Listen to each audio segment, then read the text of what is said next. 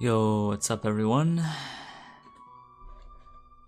I'll be doing something a little different today. So, I've been struggling with this minigame for quite a few months. And I thought I would try to learn something about it through TASing. I did TAS this minigame as part of the decathlon TAS. I hope the music isn't too loud. Last year, the time I got there was not that good. It was like a 2388, which I mean is enough to get the 1,000 point score, but humans are capable of doing much quicker than that. And so I worked on the tasks, I did the best I could, and you know, I struggled with it. And eventually I decided I was just going to phone it in, you know, get my sub 24, and you know, I got comfortably under 24, and decided, you know, that would be good enough. But right now I'm trying to do much better, both as a TAS and as a you know, in my own runs. So a 2388 would translate to, let me actually look at the calculation. It would translate to 2388 times 1.2. It would translate to a 2866. Which, I mean, I would be pretty happy to get a 2866. I don't know if I'll completely stop there, but it is slower than the top 2 or 3 times, so you know, I would like something better. So let's get started with this. Alright, so I was already tinkering with it. So I've got some Zelda music on in honor of the upcoming Zelda game. I was debating on playing the Zelda game or just working on this task. You know, I this is one of those things where I really want to like join all the people who are playing the new Zelda game and such, but you know, soon enough, I guess. Soon I'll get suckered into that, so it's to come. I still have to finish my playthrough of Minish Cap. You know, if I'm not really enjoying this, I might just end this stream and start a Minish Cap stream, so alright, well, let's get to work here. Alright, so these are just some inputs that I've saved already. So if I hit 7, it takes me to 320, and so I might want to start from scratch. Okay, so this is, I think, the right starting point. Is it? Yes, it is. Okay.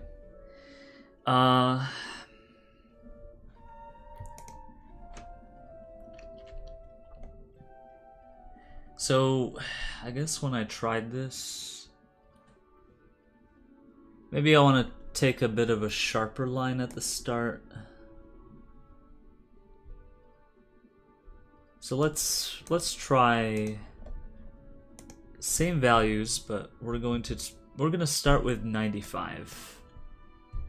95 until 0.9 seconds. All right, so let's start with that. Where's my input display? Okay. All right, so 95. So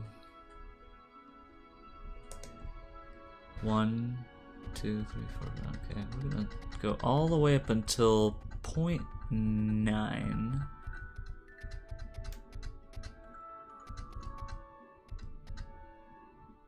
Or was it 0.8? Yeah, 0.9. Alright, so kind of a trajectory that can allow me to make a good curve. Alright, let's make a save state. Slot 5. Okay. So now we're gonna begin the turn.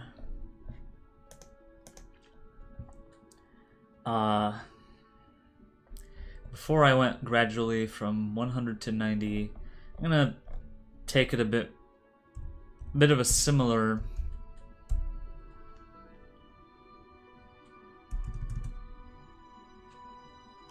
Alright, we're gonna do this until I'm gonna keep it consistent. Like alright. So we'll have to see. I really don't. I mean, right now I'm keeping on one axis in terms of the y-axis.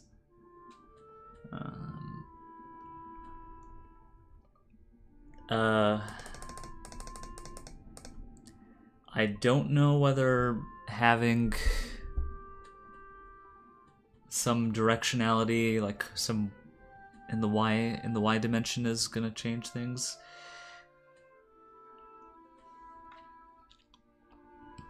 I honestly hope that it doesn't make a difference.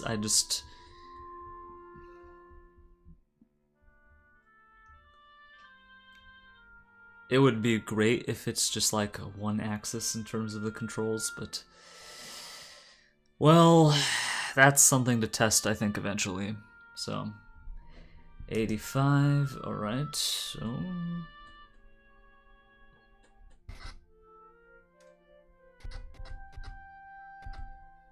okay. So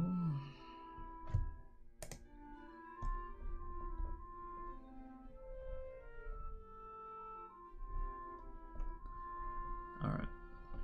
Now we're gonna go 80. Now, before I just stuck with one turn value, we're gonna do this until like 150, and then perhaps make it a sharper turn after that.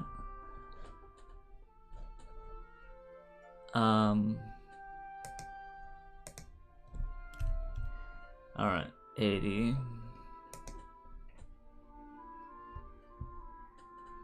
Again, I mean,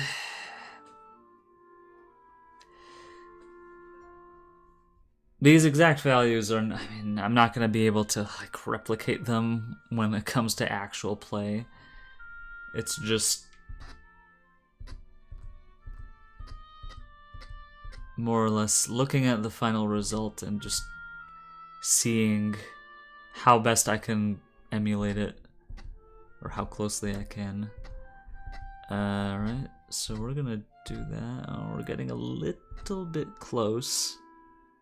140. If I were to let go of this... Okay, I hit the wall. Alright, so it's a good intel. So the result is a bump.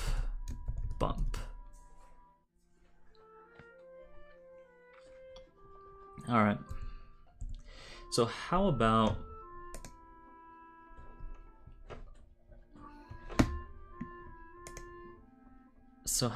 we just...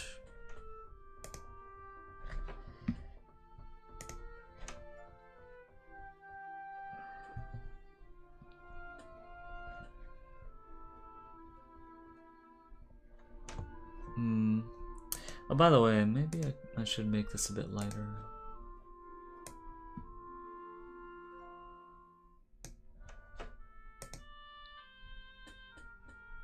Okay. Alright.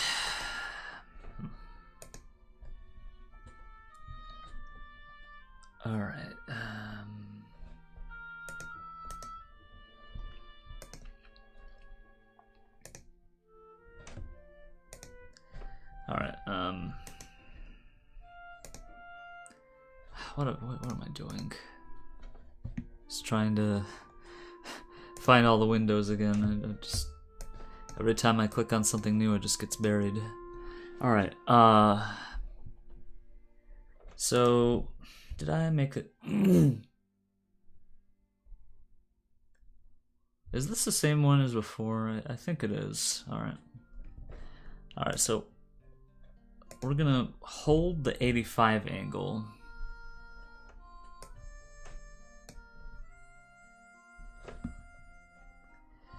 All right, we're gonna hold the 85 angle. Let me just.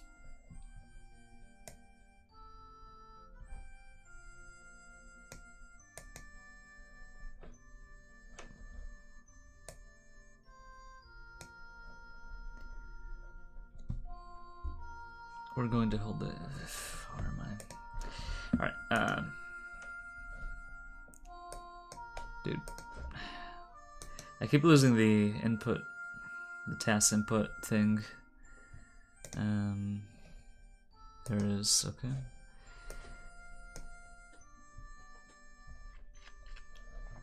Alright, so we're gonna hold this for a bit longer. 1, 2, 3. Okay, before I held it until like 1, let's try holding it for just a little while longer. And I might also want to consider turning later. Lots of different possibilities to test. Let's hold it until 120. Alright, 1... Alright. So this is looking a little tight. Am I gonna bump the wall with this angle?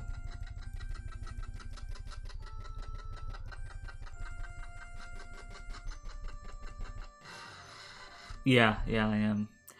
Alright, so actually I might want to... Yeah. Alright, so that's not what we want. So, how about instead we hold this until XX. Alright, so the result is bump.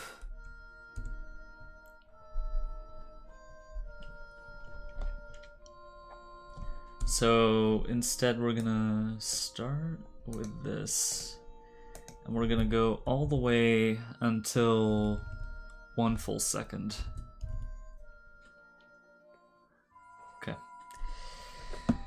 So let's just see what kind of result we'll get here. Alright. I don't know this song.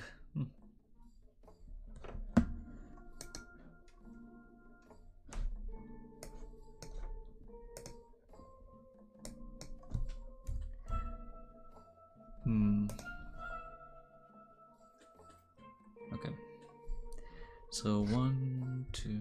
All right, let's start. Go all the way until 1 second.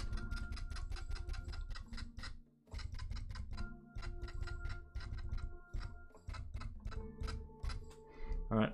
So let's make a save state right there. All right. So if I were to hold this angle, would I bump the wall? I would not bump the wall. Okay, so this is a safe angle to a certain point.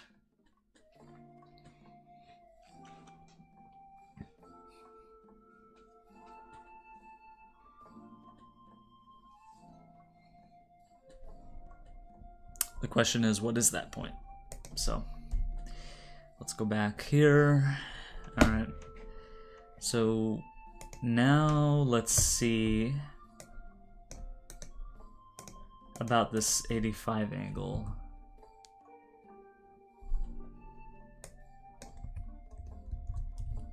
Until... Alright. 85. Alright, let's just see if we bump the wall now.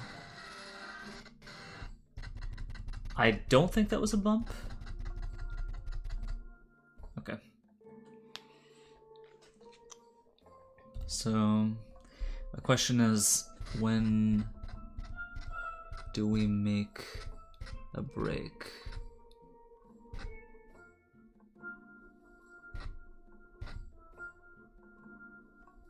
Alright. We'll, let's first try 130.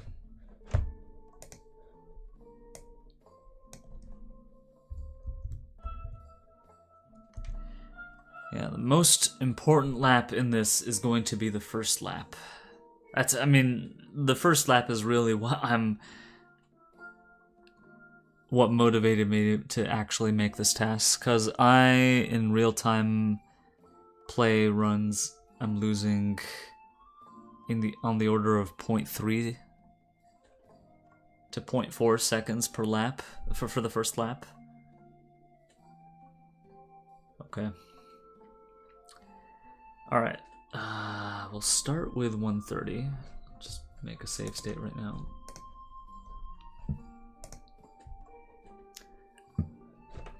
Okay. And now let's first try 80.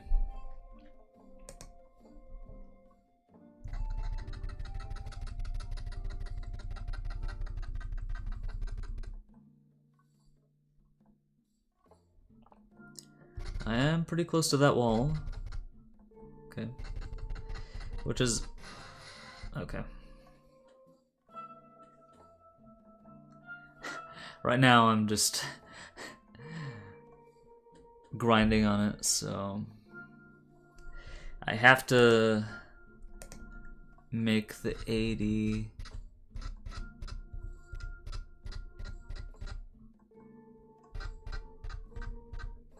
until, like, say 170.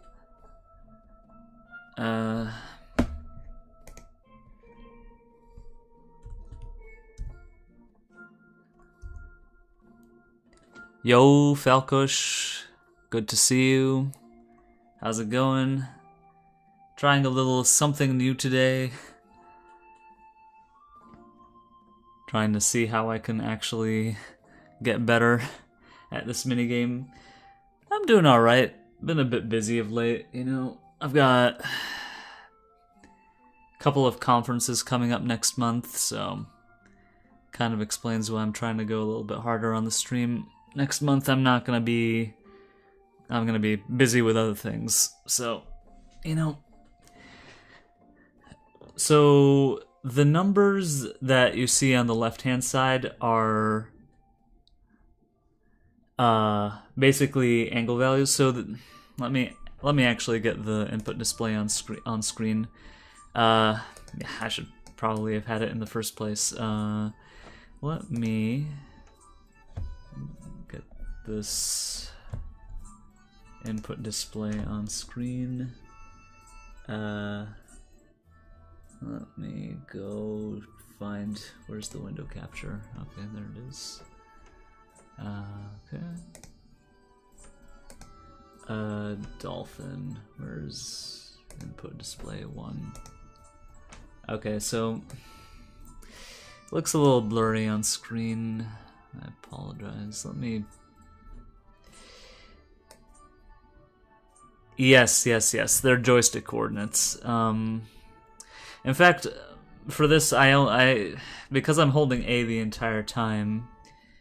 Yeah, so like the center is, I mean, you have 256 x coordinates, 256 y coordinates, 128 is like the exact center.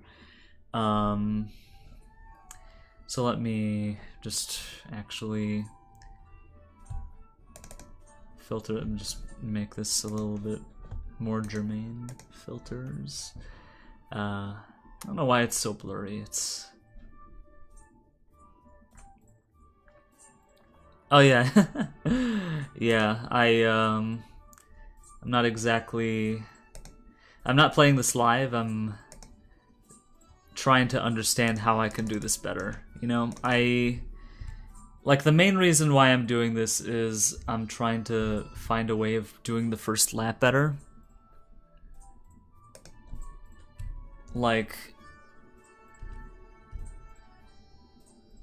I can do this so many times, just...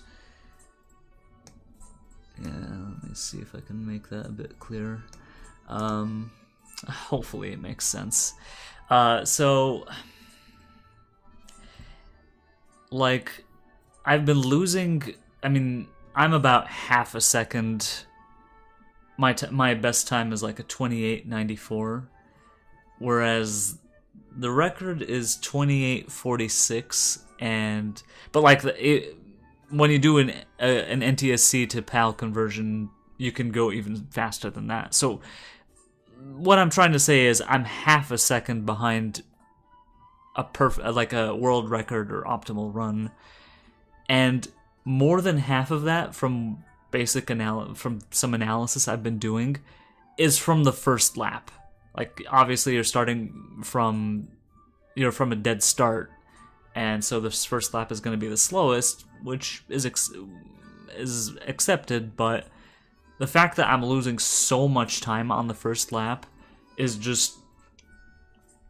I mean, I can gain so much time on that first lap, but I just don't know how. And so this is what I'm kind of trying to do.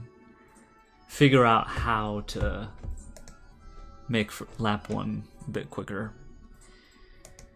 Alright, so I'm trying to complete the first curve, and you know, I have actually done a task of this minigame before on NTSC for the decathlon, and this was actually my least favorite minigame to TAS in the decathlon TAS.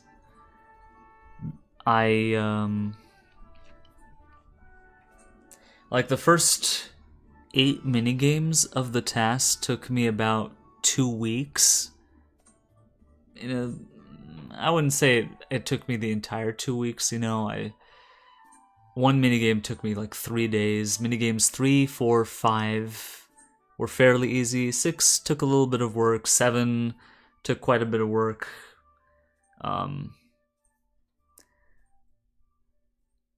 Whereas this minigame, I mean, I started on it and like I struggled for so long. It was like at least a month, and I just at some point gave up. But you know, I decided at some point to just come back and, you know, get a sub 24 time to just fit sub 24 NTSC, which is like a 1,000 point threshold. You know, I wanted to get like that and just move on with it. And you know, nobody in the comments section for the decathlon task gave me grief over, you know, you could do this so much faster or whatever. But I wasn't happy with it, you know.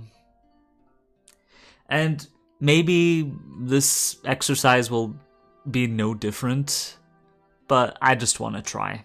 I just want to try because I'm grinding this minigame so much, and I just have no idea how to do it faster. So maybe this task will give me some ideas.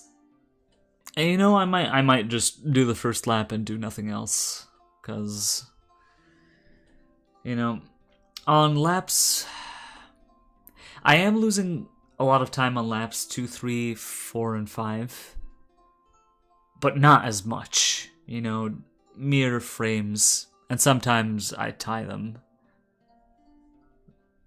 Okay, so 80, 128. Okay, so you want to do I didn't answer the question. Text file is the task. No, it's actually like a notepad. Like the actual task file. I mean, I can show you what it looks like, at least for what Dolphin outputs. Let me just open one of these. open with. So if you're not familiar with what a task file, I mean, looks like, it's gonna feel quite overwhelming. So sorry in advance, but this is just what it's going. This is just what it's gonna look like. Well, the task in action is not very much right now. This is, I've only just started this. This is just like the first second. But let me just show you what like a task file looks like. Let me just get another window. Sources. Add a window. Window capture.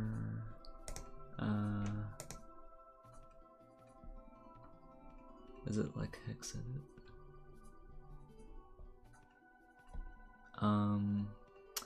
Where is it? It's not showing me the correct window. Come on, man. Oh, okay, I just didn't have the right. Okay. So, oh geez, this does not look good. So, yeah, this is kind of what a task file looks like. So it's basically a bunch of like hexadecimal. Yeah, and I mean some of them are pretty simple to decipher. Or well, I had to figure out how to decipher it. Let me just find the window and then scroll down. So this right here, what I'm highlighting, are the directions on the control stick. So these are hexadecimal, so like 83 would translate to something around 128. So like it's like 8 times 16 plus 3, so 131.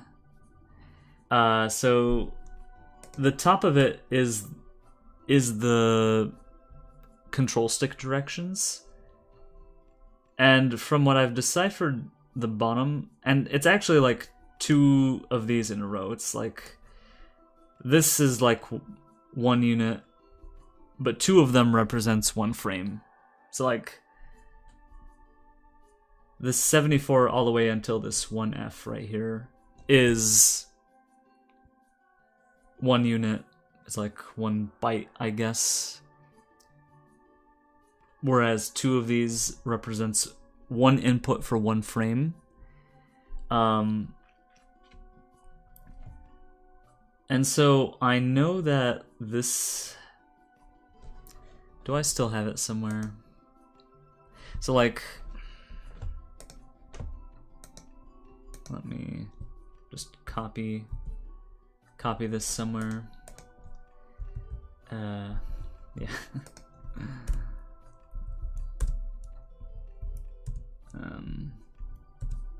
Yeah, then you got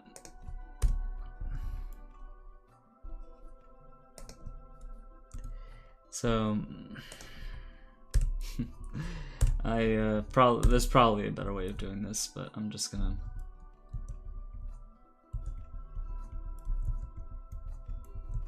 show this off for a moment. Okay. There's gonna be a... no. This, I'm just trying to make this a bit clearer. So.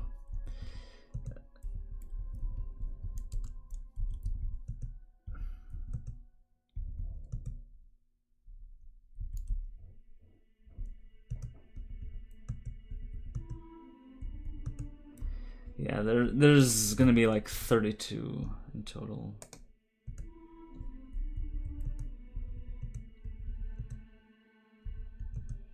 Okay. Sorry this is taking me so long. I just... Again, there's I probably have like something somewhere. Okay. So this is 1 byte, I think. not really an expert on these things. Two of these, this right here, this entire thing that I'm highlighting right now, this is one input for one frame. Yeah, it's pretty bulky.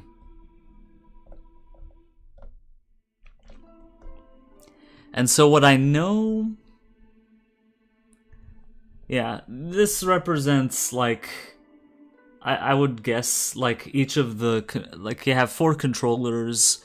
You know, some of these rows represent like the input for each of these control sticks. So what I know is that if this bit right here is changed to a 2, and also this one right here, this represents one A press. So this is one A press for controller 1. Controller 1.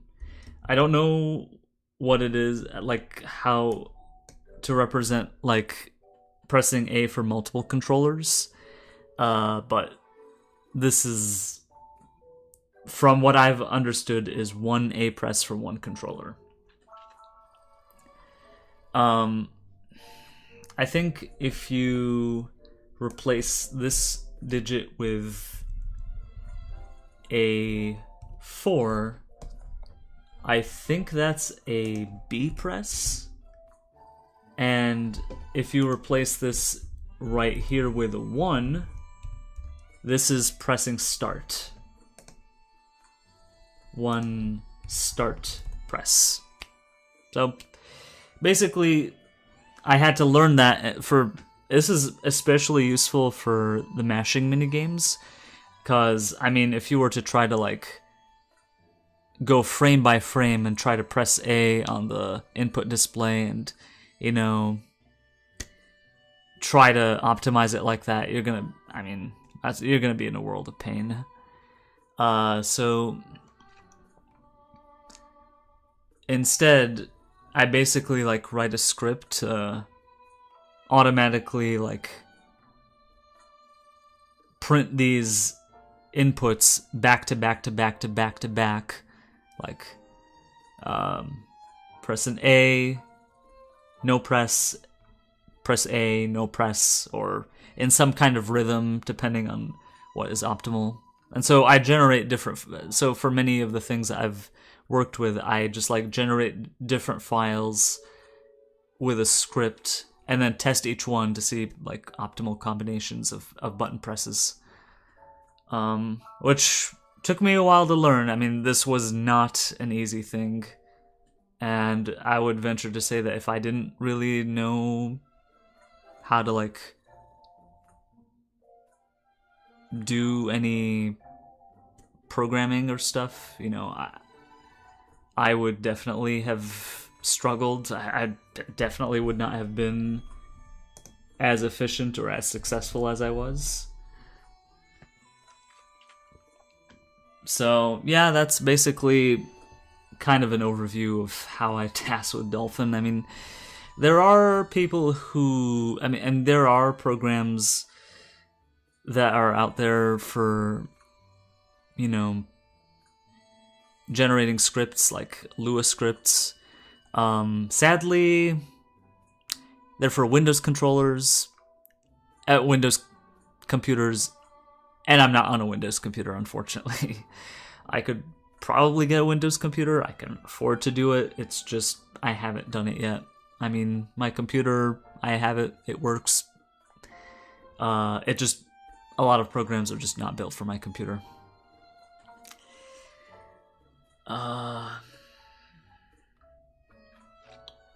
So yeah, that's kind of how it works. TAS Studio for the N64 should exist for, I mean, Dolphin emulator is a pretty, I mean, it is really like a gold standard for emulators. And I mean, I wouldn't try TASing, I wouldn't bother with any other program for TASing a GameCube game. Okay. So yeah, that's kind of how it works with TASing the GameCube. So there's a TAS studio for N64? Like, I wanted to try looking into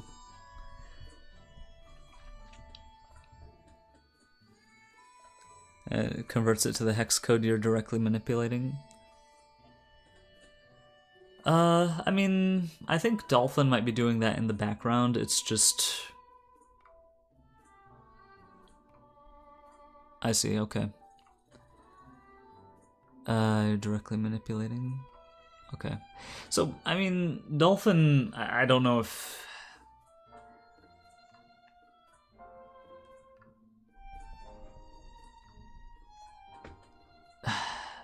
What am I trying to say here? Like, Dolphin is creating these hex code files in the background. It's just that, you know, when I want to try like many different combinations of these buttons, you know, that's where I have to like think about generating these .dtm files with different combinations of buttons. So that's kind of the thing.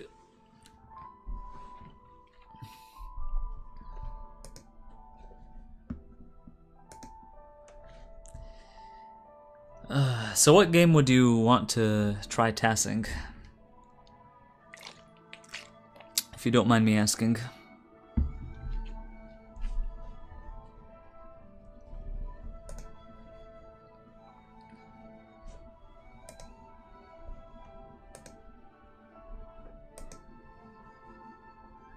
You have some ideas? Like in a specific game? Do you have some ideas in mind for like some game in particular? Okay. Pokemon Stadium 2. Well, interesting. Manipulate the RNG, you don't know how to do that? I mean...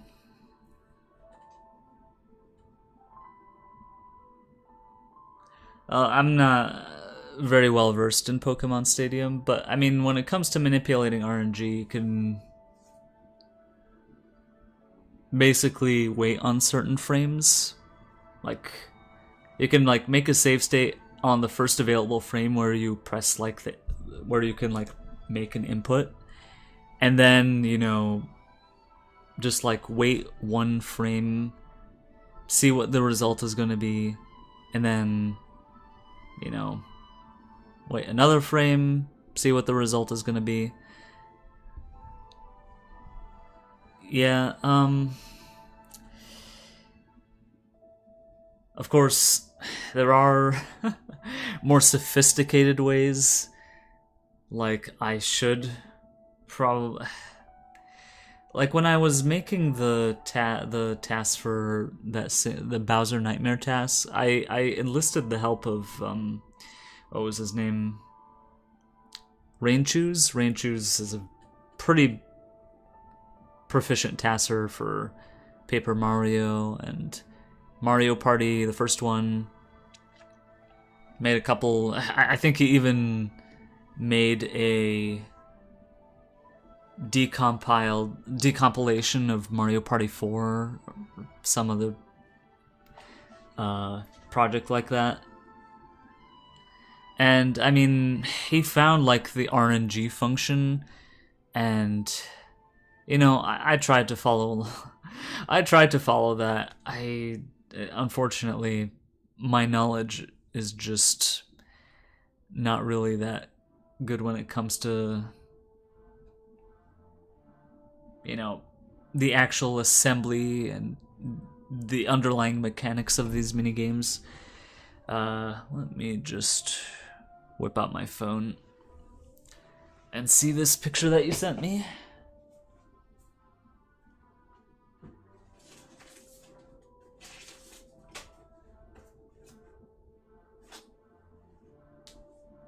there it is.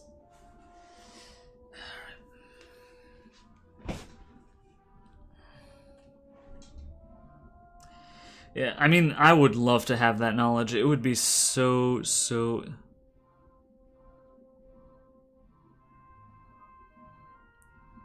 It would be so interesting. Alright, Task Studio. Let's see what we have here. Oh. Interesting. So basically... Interesting. So you just, like... make a sort of spreadsheet, and then... Dude, that would actually be very, very useful.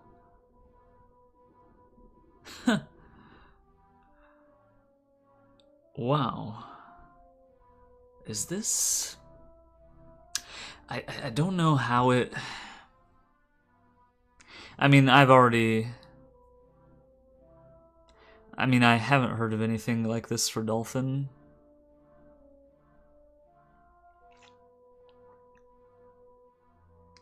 Huh. Part of me wonders whether...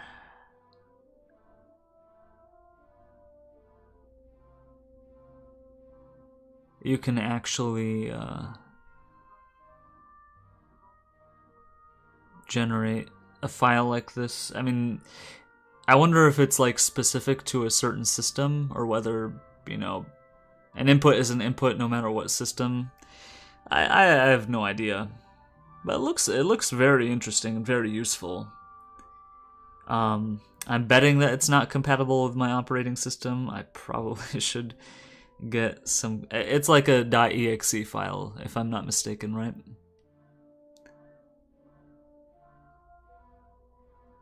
Yeah.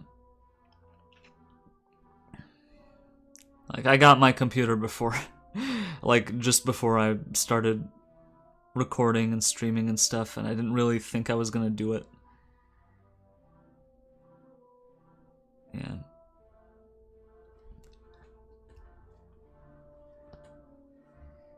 Yeah, I probably could. Maybe there's like a VPN. You know, I honestly wish I could like have better knowledge about this stuff. You know, like I'm happy to have learned all that I've. Yeah, like a virtual machine. Like, I'm happy to have learned as much as I have, but there are just so many gaps to my knowledge that I have, and it's, you know.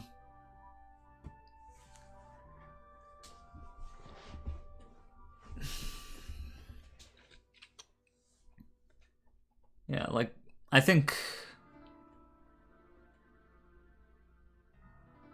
I can definitely look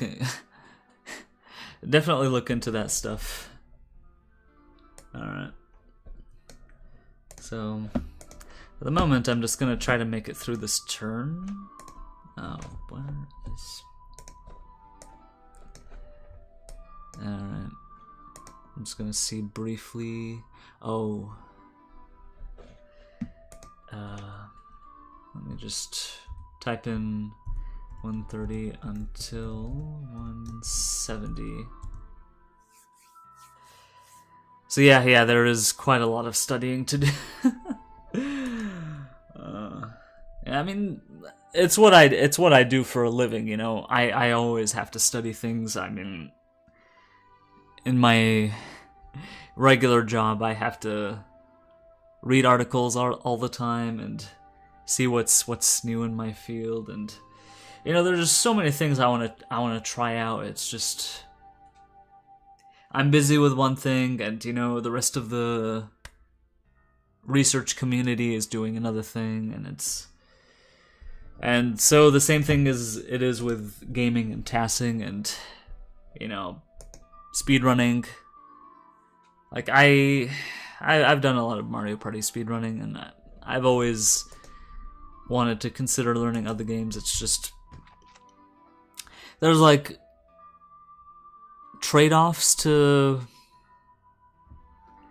Obviously, the first trade-off is, I mean, I have to take a plunge and learn something completely new, and that always takes time and effort, and you know. But the other thing is just when it comes to YouTubing, you know, my Mario Party, but like my YouTube channels are Mario Party channels. Like I've devoted basically every video that I've made so far to Mario Party. And, you know, if I were to start speedrunning some new game, it's like I'm gonna get punished for it just because I want to try something new and bold.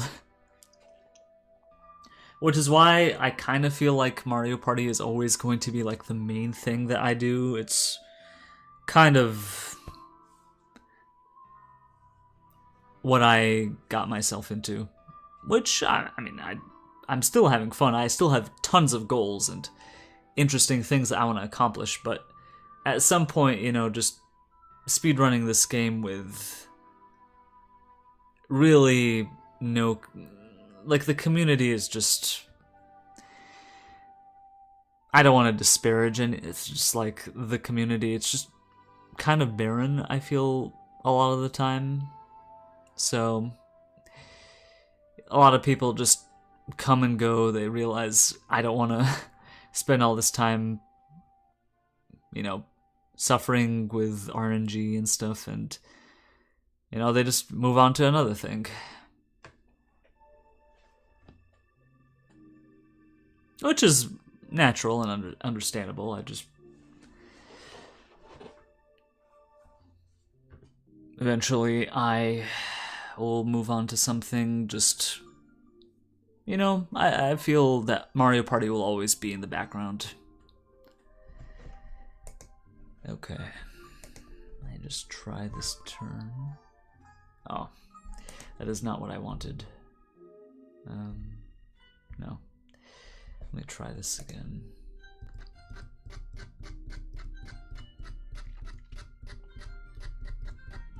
Alright. So I'm gonna make a save state right here.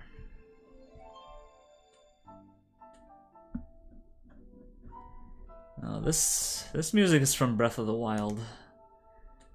And, I mean... Like, Breath of the Wild is one of those games that I experienced, and I really enjoyed it. I don't know. Like with many games that I enjoyed, I just didn't really play 100%. Yeah, it was an amazing game. Like, Legend of Zelda, I mean, I've always loved Legend of Zelda. It's just consistently great games all around. You're gonna pick up Tears of the Kingdom? Nice, nice, nice. I should probably... Like, I'm not one to like, jump on the on the hype train for many of these things, but for this one, it really seems like... Like, there are a lot of games that on the Switch that I really want to play. Like, I really want to play Metroid Dread. I really want to play... Like, I bought Mario Odyssey and I never played it. It's crazy, like... What am I waiting for? Well, I'm waiting for, to accomplish all of my goals in Mario Party. You know, Yeah, my sister actually was playing it recently, and she played it through.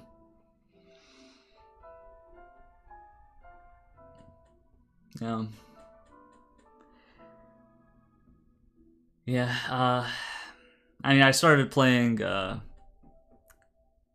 couple of some of the 2D Zelda games that I haven't played before. Completed Link's Awakening a few months back. That was an interesting game. Obviously, it's like an old GameCube, Game Boy Color game, and it was interesting. And yeah, I started playing Minish Cap. It was, I mean, I'm enjoying it so far. I'm just not as focused on it. Like, when I played Link's Awakening, it was sort of like a reward for finishing, which is for getting like my goal time for all minigames. Like, I remember struggling so much with all minigames, and so I just wanted like some break, something different from Mario Party for a little bit to just decompress. And same thing with Breath. Actually, Breath of the Wild came like around early 2017, and I didn't start playing it until midway through 2018. And I started playing it as sort of a reward for passing my prelim exam. Like, the prelim exam was sort of like a big hurdle in my PhD. It was a very stressful time for me, and to just overcome that was something I felt definitely like I should definitely treat myself. Like, let me tell you how the prelim worked for my PhD program. I had to basically come up with a proposal that was not something that I had discussed with my advisor. Like, I had to write a proposal for like a scientific idea, and then, you know, send it to a committee of 4 people that of my choosing, whose research area, like professors, and then like basically do a 2-hour presentation where they basically grill me on the proposal, ask me questions, you know, basically subject me to the gauntlet. And, you know, I had begun thinking of an idea, and I was developing it, and like around a month before I was to submit the proposal, I realized that my idea is just not feasible. Like, there's just, where am I gonna get the samples for, you know, pursuing this research project? And I just stressed out big time. Like, for 3 weeks straight, at least, I could not sleep for more than 3 hours. I'd just like wake up in the night and just feel anxious because, you know, hey, here's this big exam coming up, and, you know, you don't really have anything to propose.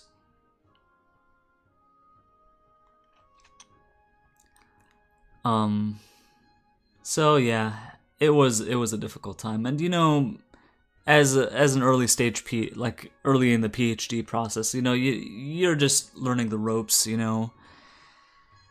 It's, you know, coming up with an idea that nobody has ever tried. Like, you know, come on, I just came here.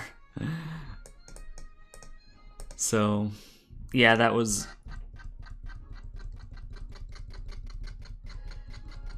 dear, this is not a good angle. Oh, I'm basically clunked.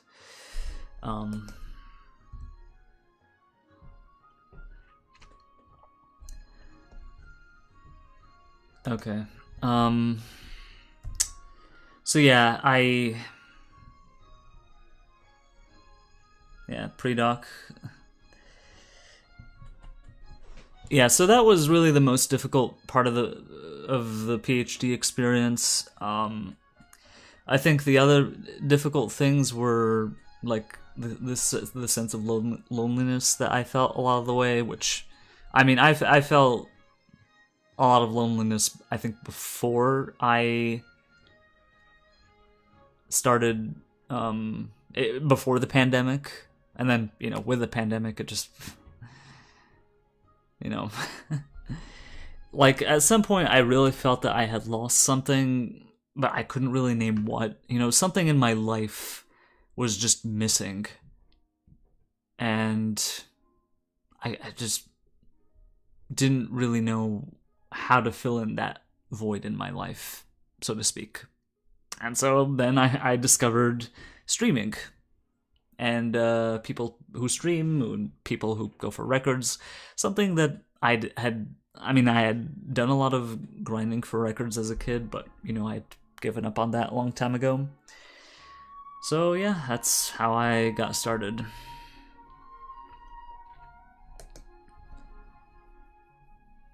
Okay. I'm gonna hold this angle for a little while longer.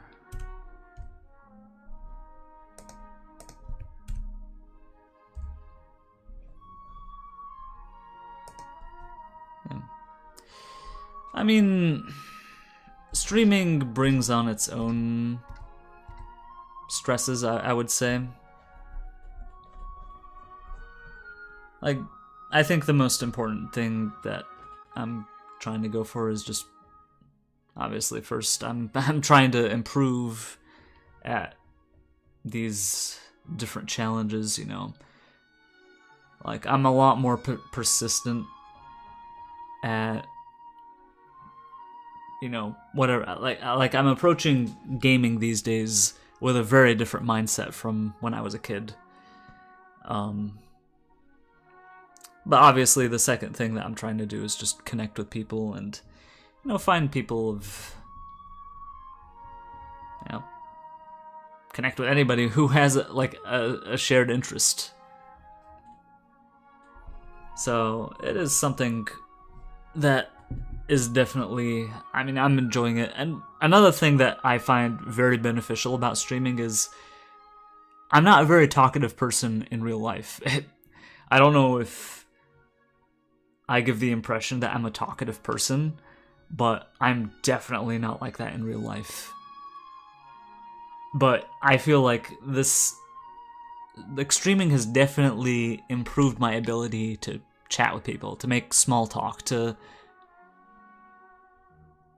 just talk about anything. So I think that, and that's a very important skill.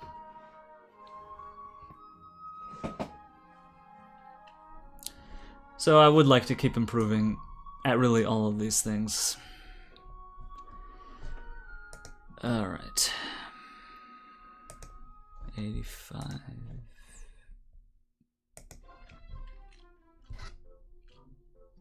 Oh, dear. No.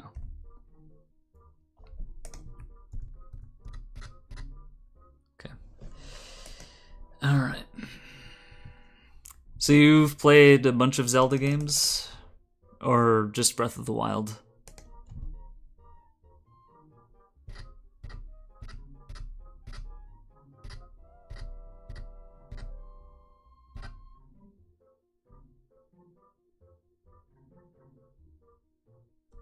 Alright, I'm gonna go with 85 until 140, then like until 160. Alright. A bunch of 2D ones? Interesting. Have you played the original Zelda game?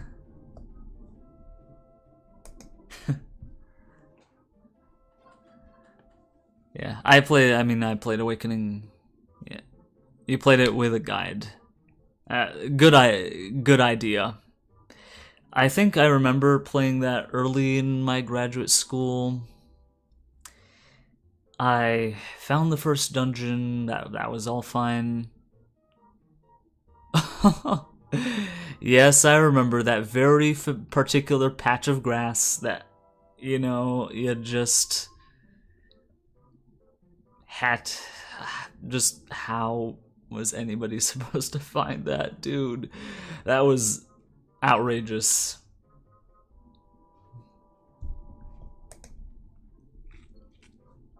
And pressing, like, using the flute in front of the fountain, I would not have figured that out. And bombing particular walls, you know, how the heck would I have figured that out? You know, I did some exploring. Yeah, the flute. I mean, I did some exploring on my own. I did find some things by myself, but just so many things I just could not find. And then there was the second quest, and the second quest had the enemies that could take away your ability to use the sword. There was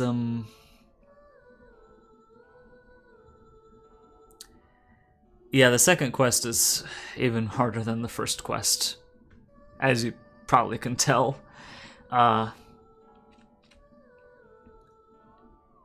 And, you know, all the different, lots of the different places, like locations of secrets, are rearranged.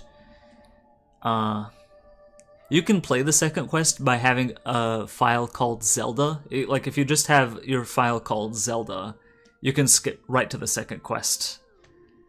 So, I played the second quest, actually, quite a few times.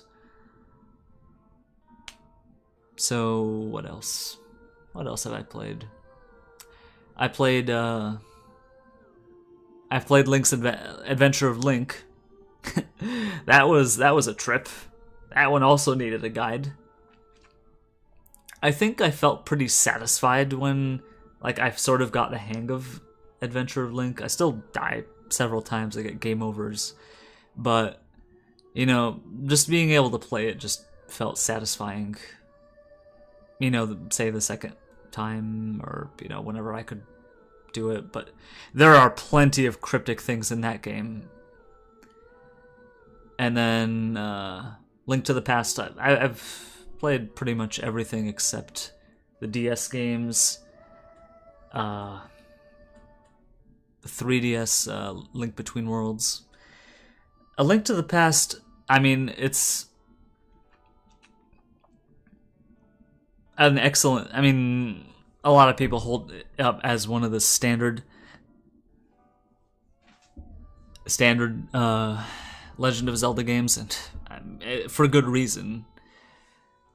From what I remember of it, the enemies hit so hard. Like, the most challenging thing is just, like, the enemies hit so hard in that game. Obviously, you have a lot of bottles that you can use to fill up your health again. And, there were plenty of cryptic things in that game as well. Like the Super Bomb. I know that there's a way to defeat Ganon without the Silver Arrow, but I don't think I ever figured that out. I just found out how to get the Silver Arrow and, killed Ganon that way. But Ganon also is probably the hardest incarnation of Ganon of any Zelda game. Because, again, he hits very, very hard.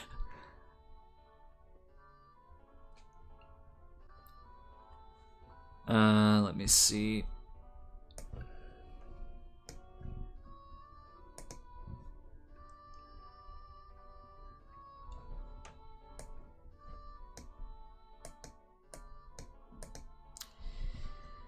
Hmm. 140 until 160. Until... Okay. If I hold an 85 angle right now, will I bump the wall?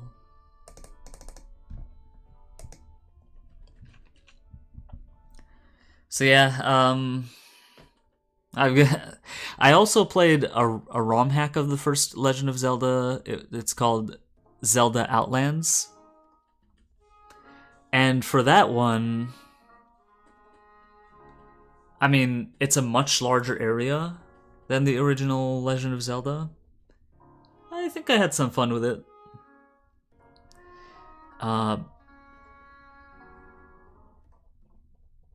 The second quest, though, I remember that it took several dungeons to finally find the sword.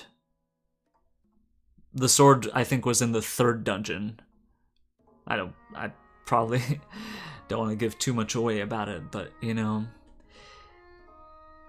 I think for the second quest, I actually made, like, a gigantic map like a spreadsheet with a gigantic map where I would just like take notes of all the things, all the secrets that I found, all the exits. And I think when I did that, I managed to, I mean, it's a lot of tedious work, but I managed to find everything except for one dungeon. Like, there's one dungeon that I didn't find by myself. But I remember the last dungeon of the second quest, and it was so rough. Be right back, I gotta get my charger. My computer is low battery.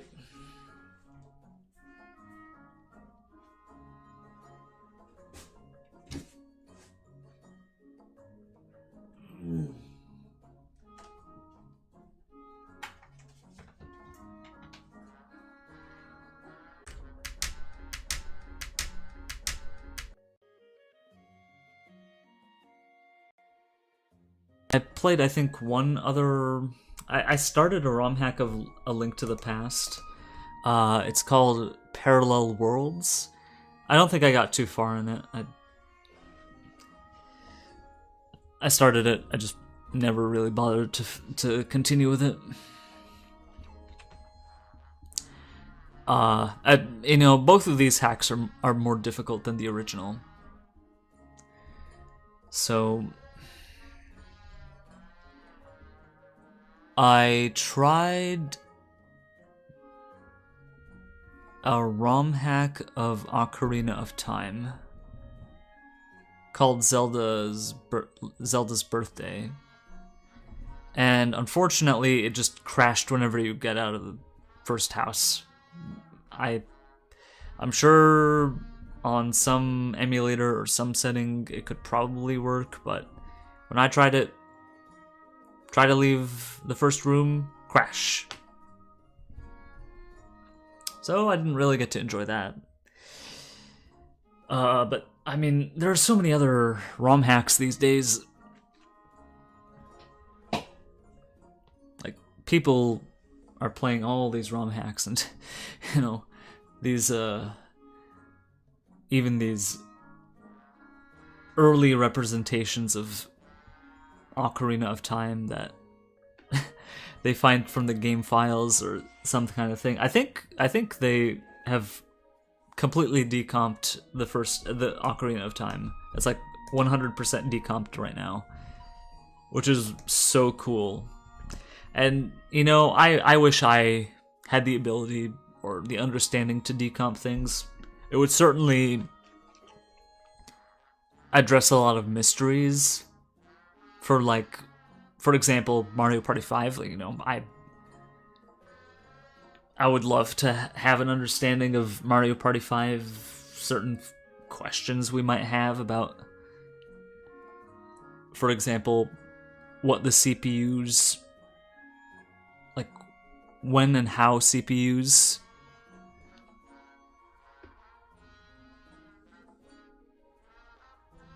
Smash 64? Oh yeah, that would be very cool. Smash 64 definitely is a game that, I mean, I feel like a lot of the Smash games just would be very interesting. Why am I banging this wall? This is no good. I don't like this. Okay.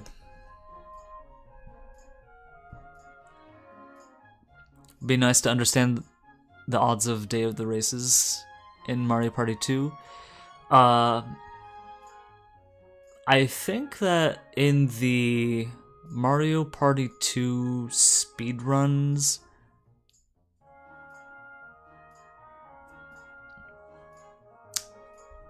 the speedrun, there's like a, either under resources or under something else, there is a set of notes on Day of the Races. I think somebody did some kind of simulation.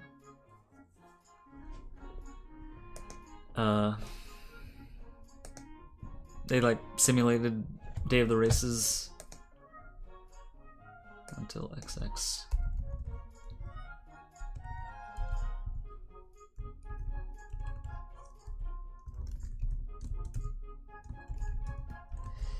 But I mean, I think the results that he got were that, I mean, Boo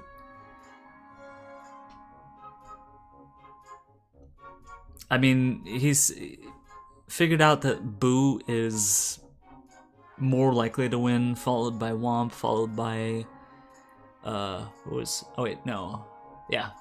was second place. Third place was Bob-omb, and then of course fourth place is Thwomp. But it also has to do with the animation that the characters give when you're selecting the character. Like there's like for example with Boo, if he flashes quickly, then he's on a good, like if he's flashing quickly, and that's his animation when you choose him, then he is more likely to win or get second. And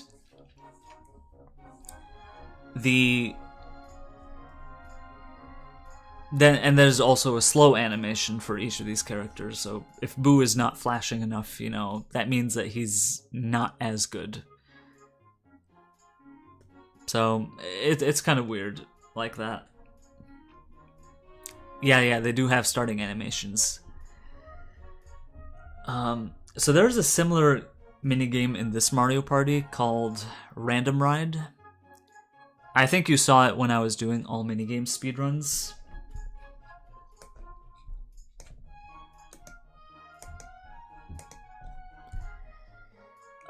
But for that minigame, you have starting characters like Perfect Conditions. What was the other one called? You have a Perfect Conditions, you have a At Its Best, and then there's several troll ones like Miracles Do Happen and Feeling Good, and then Totally Terrible. Sometimes the label Totally Terrible just beats some of the best labels. Just like one of the CPUs just chooses Totally Terrible and wins. And yeah, when I'm doing all minigame speedruns, it's the first minigame that I play, and it's just the most troll minigame of all. So yeah, it stinks. Just gonna get a bite to eat. Sorry.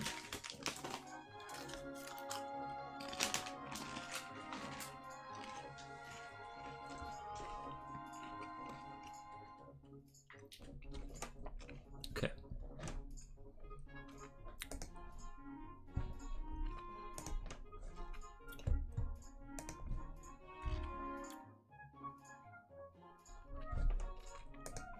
Okay. Okay. So from here, if I do 80,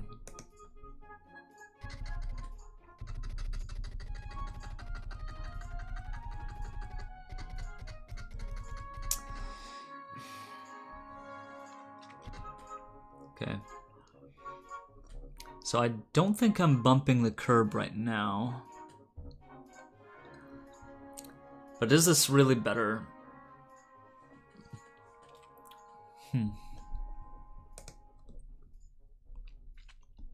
So yeah, some of these minigames, I think there was an explanation for the odds of winning each of these minigames for each of those for Random Ride, but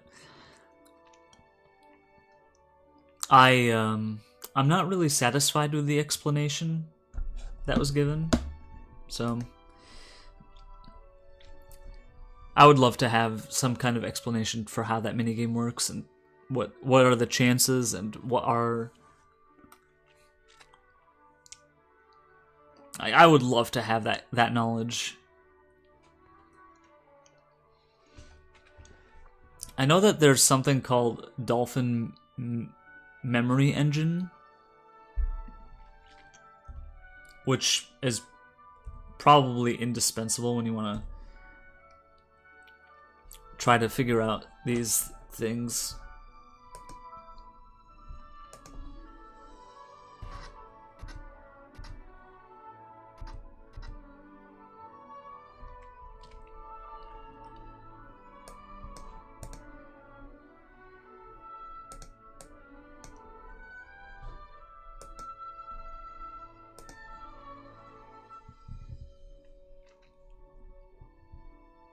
Machine code?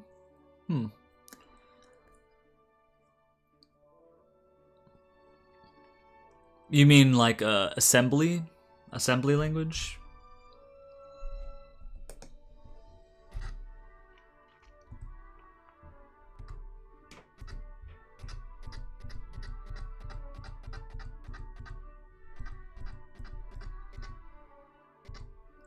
Am I bumping the wall here?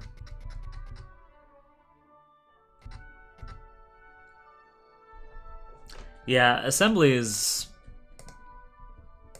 definitely an interesting topic to learn about. I think I wanted to start understanding it, just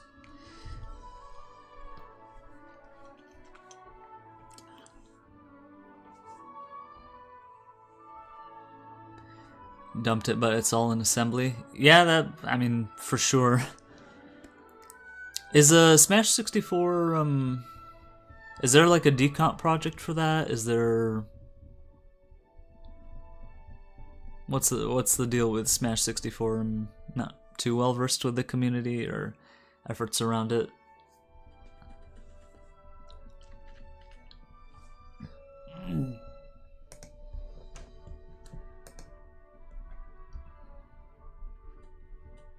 But yeah, to like really understand what's going on underneath is just, I mean, even if you don't use it, it's just so fascinating.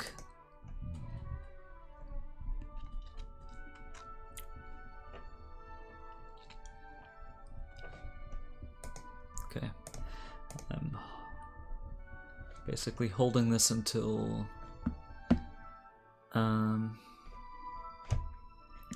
Where is... Okay. So it's not a public decomp project. Oh yeah.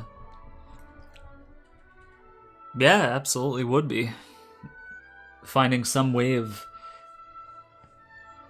understanding how these things were developed and, you know, potentially manipulating or, you know, altering them in some way.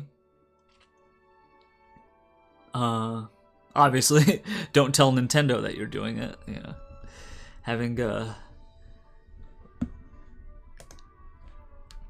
But having that knowledge would be just so interesting.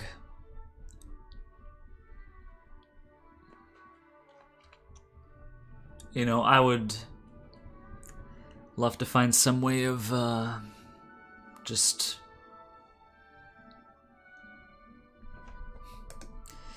You know, what would be really... I don't know if I was talking about this with you or some other person, but what would be really cool, just for pure demonstration purposes, is some kind of a setup for Mario Party. Whether this Mario Party or another Mario Party. I mean, I would love to have it in Mario Party 5, or, you know, just because it's the game I run, you know, get some attention to the game.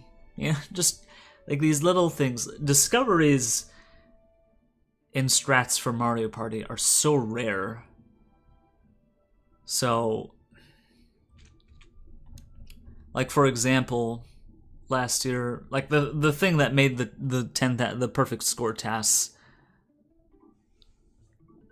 like an arbitrary code execution. Are you're familiar with arbitrary code execution? Just like the way that people have been making very wild, like absolutely breaking certain games, like doing credits warps, and like to my knowledge, the games that have credit warps so far are Super Mario World, Zelda Ocarina of Time. Yeah, they basically Zelda Ocarina of Time has a credits warp. I think there was a task for Paper Mario: The Thousand Year Door that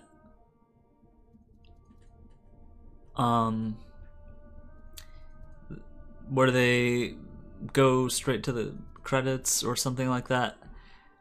Paper Mario has a couple ace setups. I think the wildest one involves like a ocarina, like using Ocarina of Time to write an instruction to the memory pack, and then swapping the Ocarina of Time cartridge to Paper Mario and playing until a certain point, and then executing the ace setup and going straight to the credits with Paper Mario. Plus another setup that does not involve Ocarina of Time, that they just go to a certain room in the volcano and do these very, very wild inputs. Yeah, you've seen that? Okay, so you're definitely familiar with this stuff. But like going straight to the credits of Paper Mario using these wild inputs.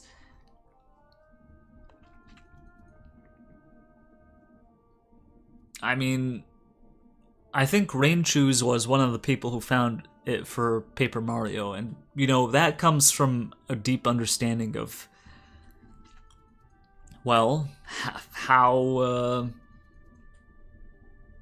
the assembly and how the underlying code works. You know, this is, if you have this knowledge, this is what you can do. So it's crazy what's possible if you have this kind of knowledge. I don't know if the mechanics of any of these Mario parties like give us the capability of doing something like that. I mean, we're limited to like mini games that have time limits, limits on input. I think the one minigame that is the most conducive is, of course, the final boss minigame, Frightmare, which has several phases.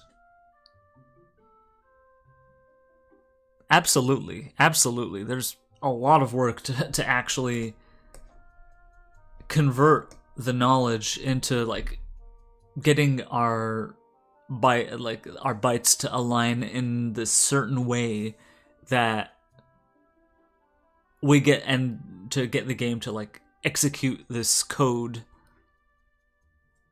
with inputs from the controller. It's and even crazier to just implement it in real-time gameplay.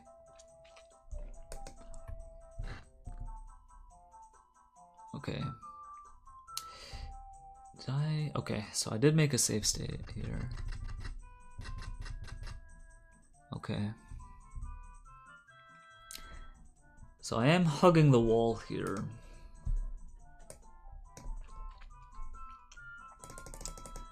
I mean, even the ability to like emulate GameCube games is just something I find very impressive, that people were able to do it, to able to create these emulators. Okay, how is this as an angle? A bit too wide.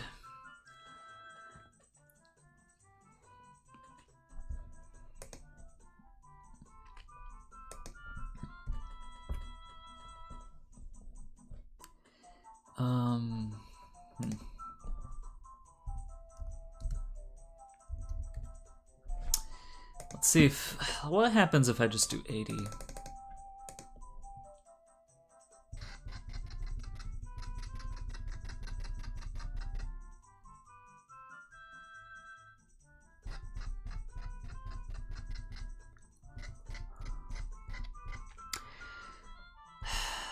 See, the weird thing about this minigame is I just can't hug the wall the whole time. You gotta go? Okay. Well, thank you so much for, thank you for this conversation. I really enjoyed having this talk. You know, this is sort of a just chat. This is a chatting stream as well as a task building, but you know. Anyway, I won't hold you up. Good luck.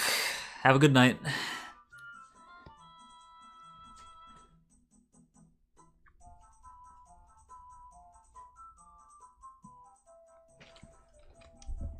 Alright. I will be right back. I've gotta get something to eat quickly.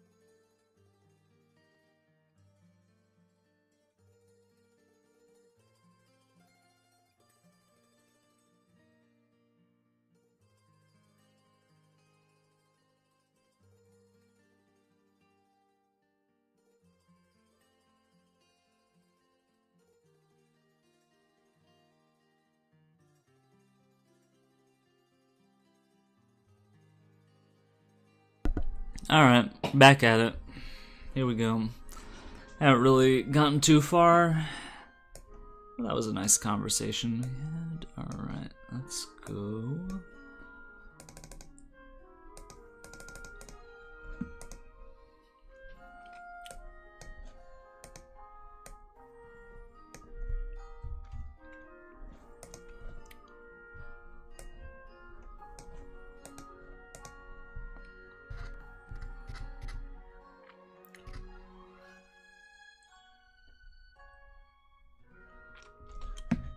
Okay, if I go even tighter,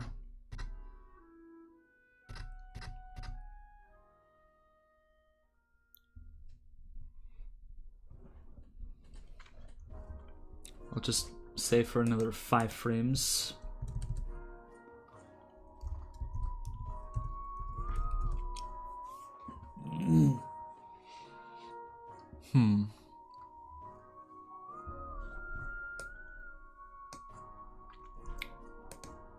Until like 220.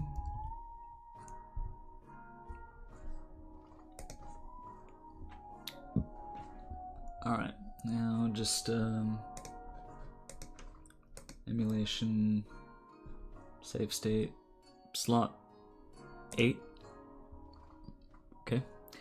Alright, so I made so many save states and I haven't even gotten through the first turn. Okay. 80, 128.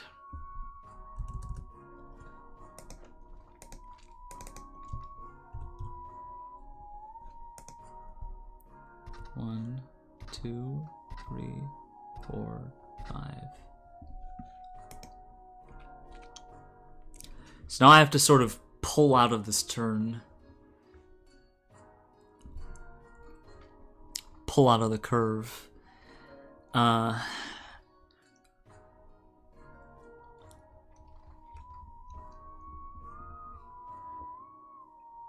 I'm collecting so many data points. It's not gonna, like this file is gonna be so big I can't really see everything in it. So how about 220 until 230 perhaps? Like there's an infinite number of combinations that I could try. Alright.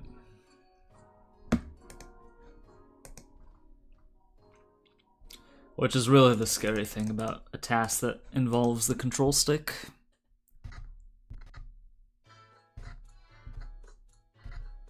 Okay, starting to pull out of the curb.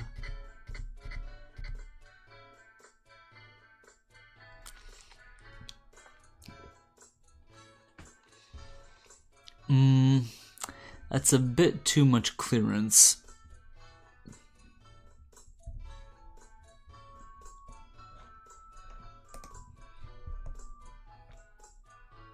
Okay, so let's go back down to 80. Let's have this until 240.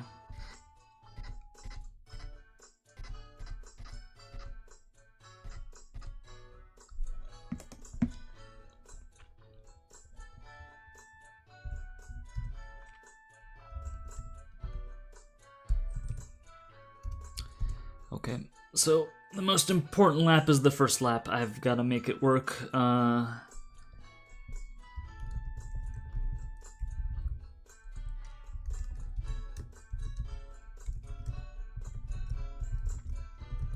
And I don't exactly like this angle that I'm taking right now. Like I need to point very, very diagonally, like a parallel line to the curb.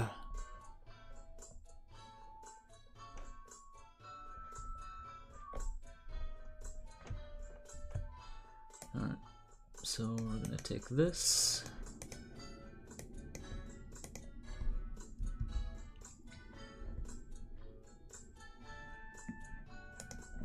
Till 240. Alright, so now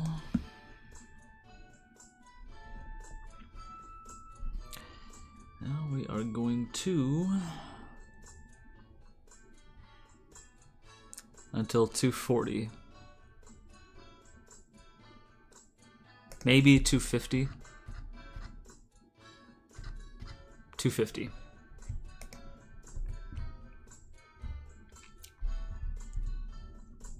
So now we pull out of the curb 85.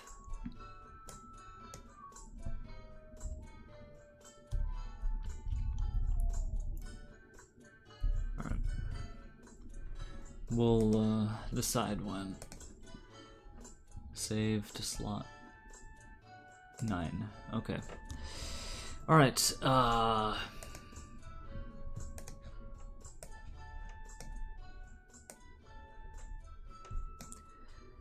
don't know how worthwhile it is going to be to just do this task thing.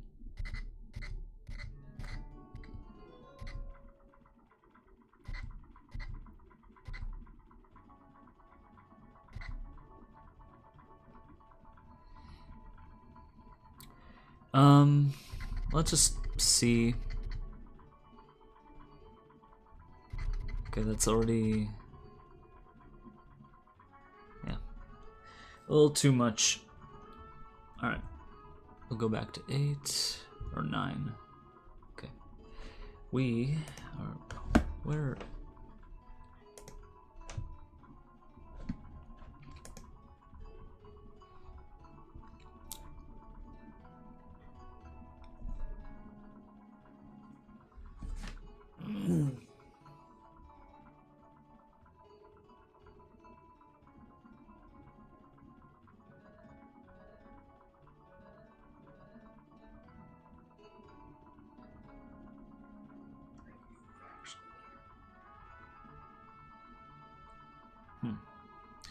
Sorry, I'm just looking at something for a moment.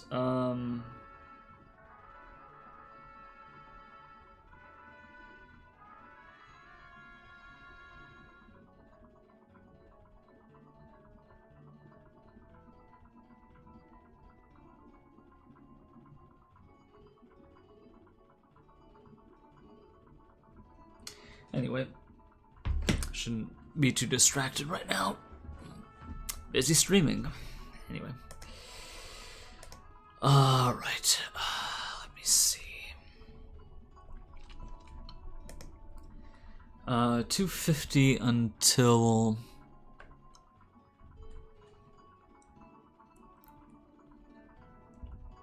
try 270?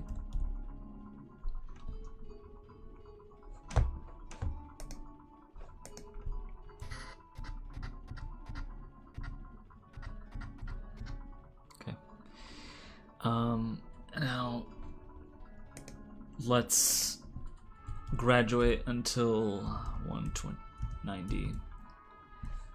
All right. Well,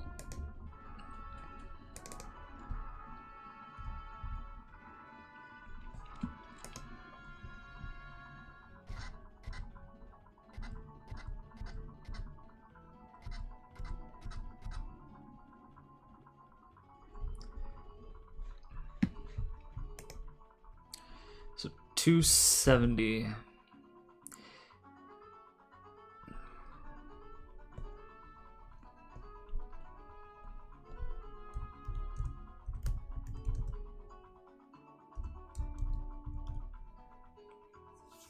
$290. Should I hold it?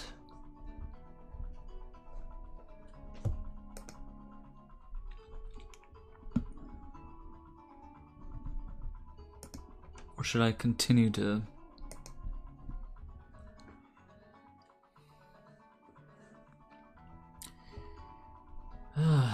Dude. Should I hold this angle? Let me just see what happens. Yeah, I think it would be best to hold it.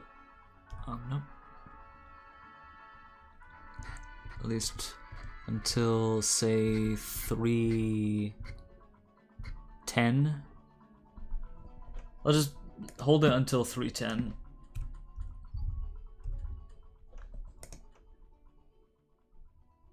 And now get a little bit wider, 95.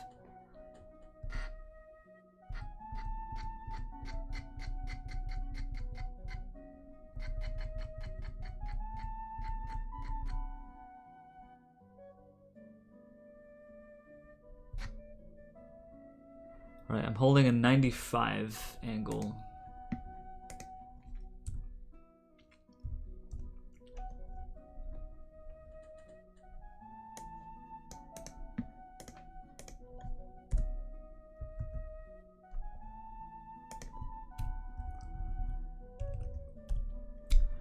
So 310 until what? All right. 310 until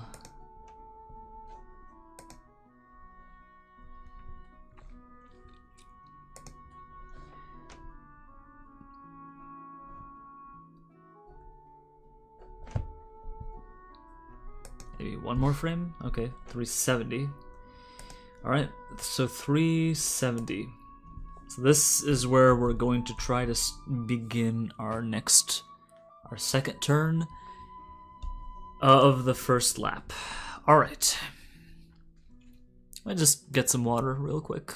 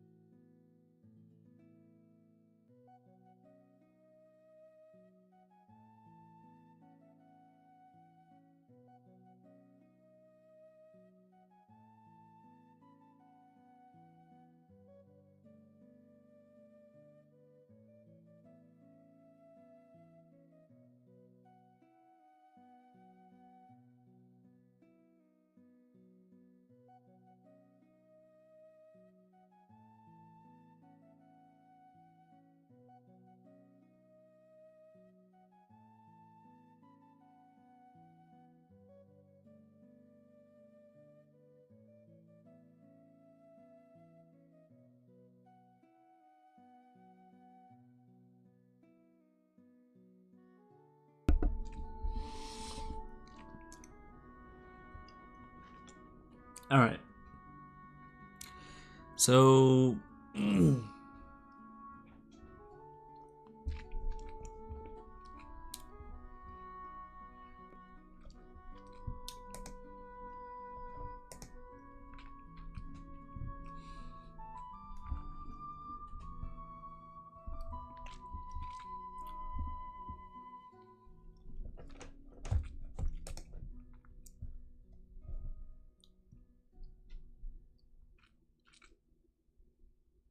this is my latest save state. Okay.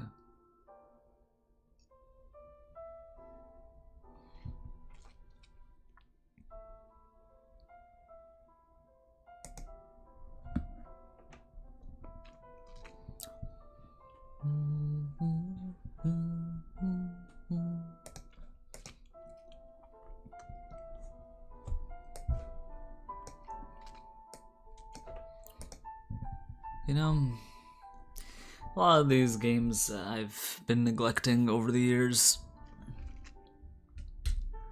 I mean, it's hard to really have a YouTube identity, just like being unique while also just, you know, enjoying what the masses are enjoying. You know, a number of people who are just like, I'm gonna do a Zelda month, you know, up until Tears of the Kingdom, you know. And I'm not disparaging them for doing that. It's just that if I were to do that, you know, well, it'd be really nothing to distinguish my channel from the rest. And I'm not. I mean, I have my strengths, and I'll leave it at that. But, you know, I mean, I'm over 30. I need to do something to enjoy myself, you know? Because the time that I get to actually play games these days is, well, I mean, I've been through busier periods. It's just, you know, I'm not getting any younger. I have to start thinking about. But before the creep of old age, I mean, I can still play for a very long time. But you know, before I get up there, I should probably enjoy some of these, you know, what the masses are enjoying, so to speak. Okay. Alright, so we're beginning our turn.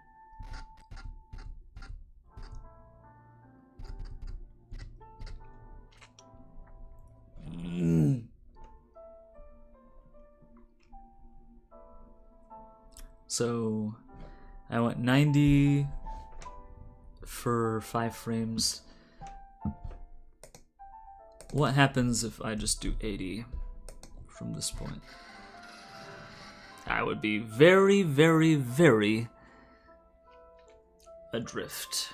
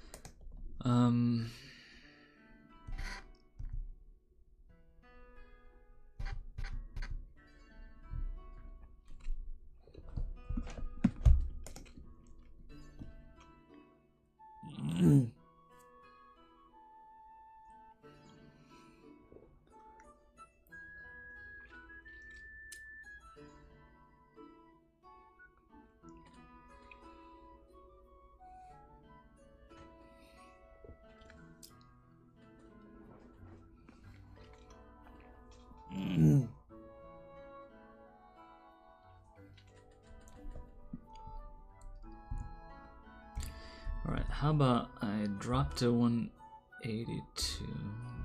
Okay. Alright, so from 370 until 380. Do that.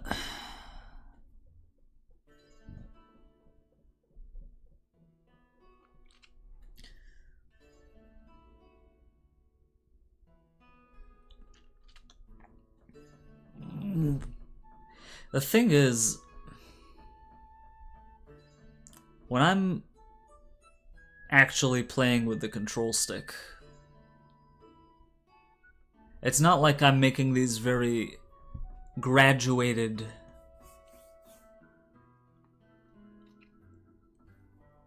changes in the control stick direction.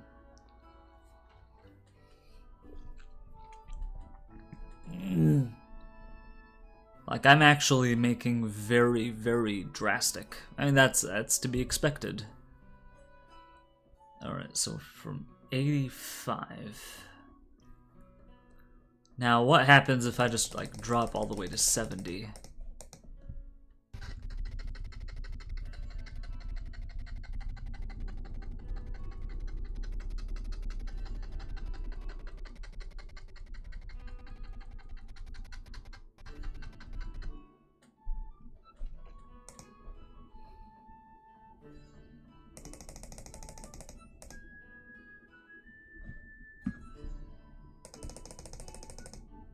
So like 70 until 532.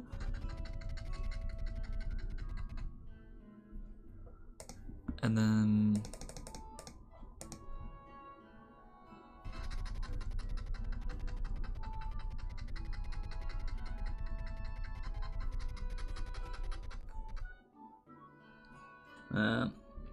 I'm just barely like 650. Yeah, it's not a satisfying result. It's like barely a few frames faster than what I had before.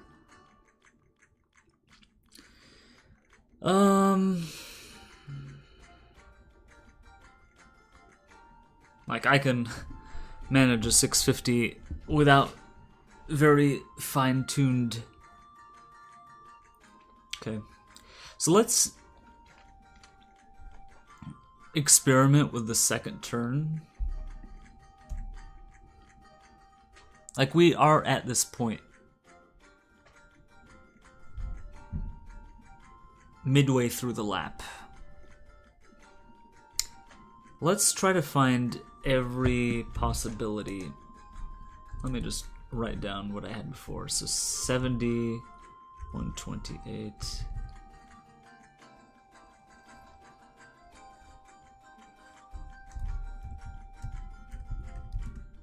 In fact, I don't quite remember what I had.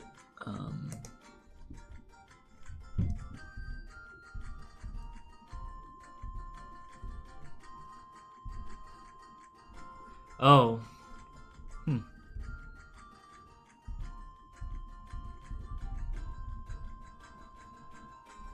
The input are in the way.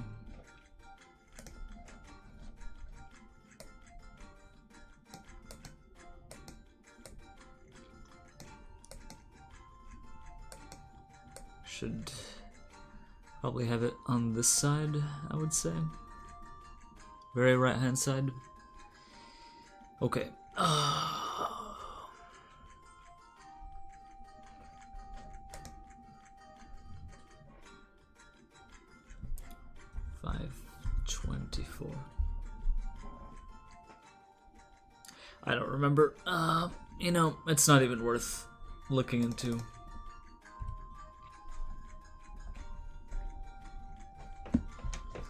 Because that was just sort of a rough draft. Okay. So what we want to do is save as many frames as possible on this turn. It's maybe that the first turn is more important than the second turn because it's the one where... Okay. Let's begin with...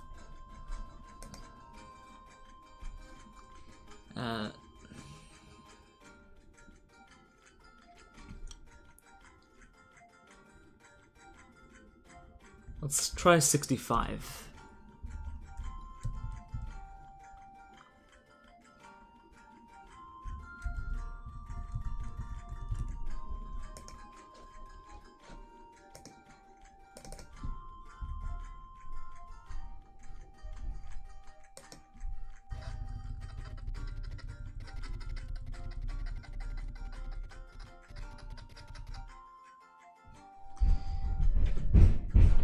What in the world is going on? My neighbors upstairs are hella noisy.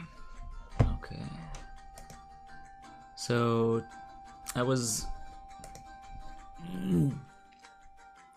a bit too steep.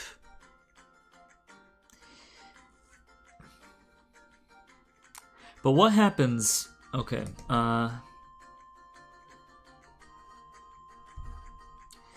what if I were to continue this trajectory?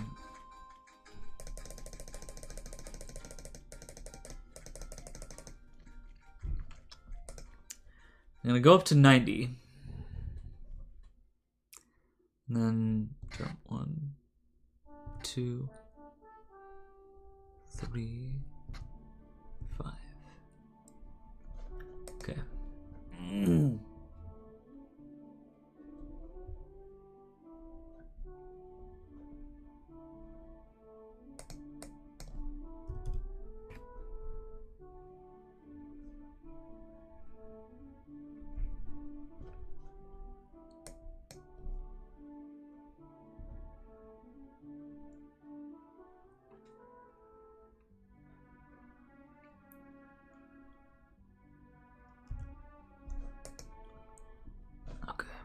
Try 70.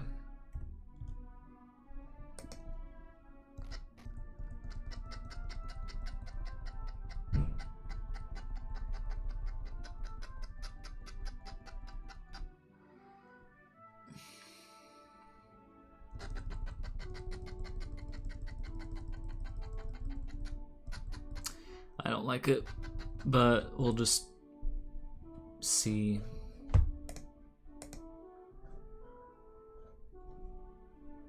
536. Now, let's just go to 95. Straight from there.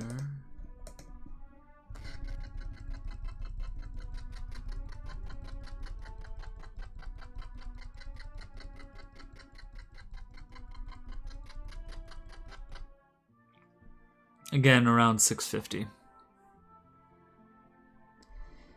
Which is considerably slower than what I'm after.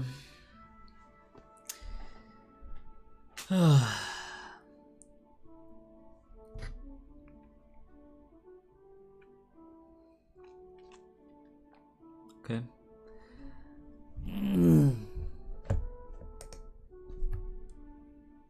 Alright, well, let's just record this. 95, 128.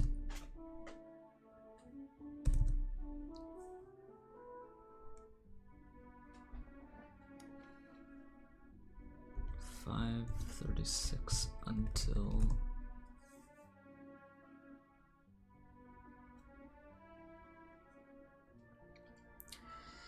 Well, the amount of time that it will take to like brute force all of these different combinations is just gonna be huge.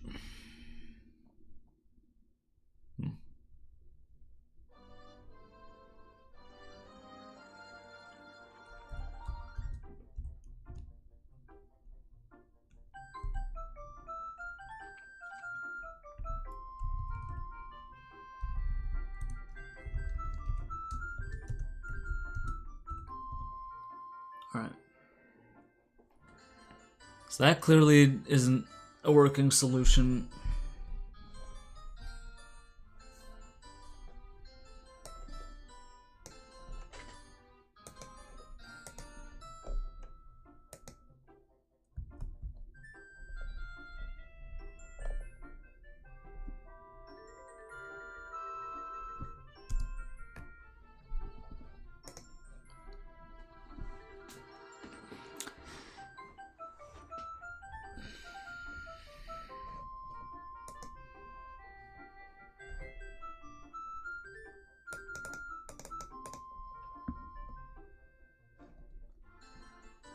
Well,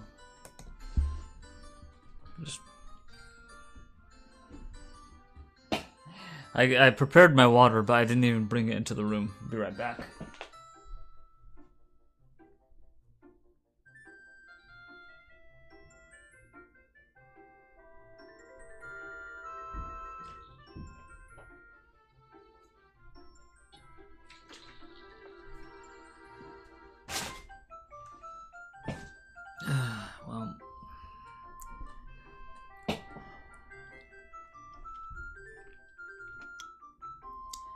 Alright, so back we are at 370. So, what is better? To start my turn from right here, or to start later?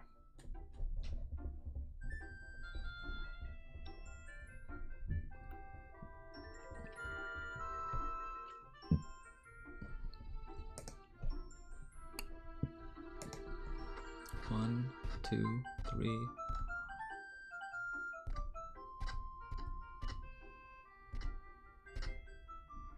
Alright.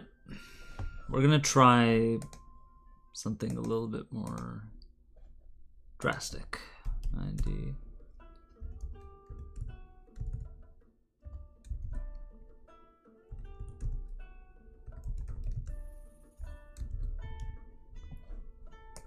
Alright.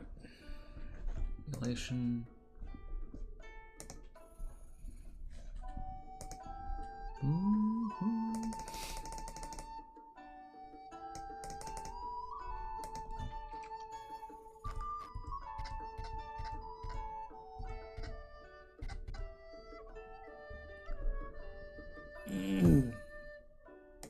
Alright. 70, 128.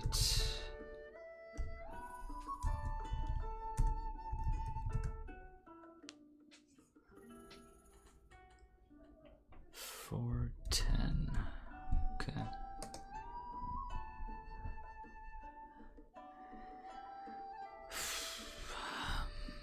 All right, 70 until 410. All right.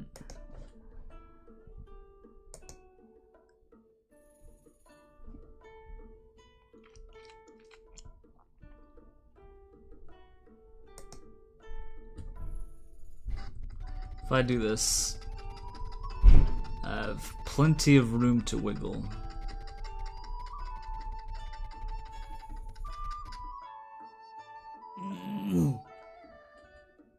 Okay.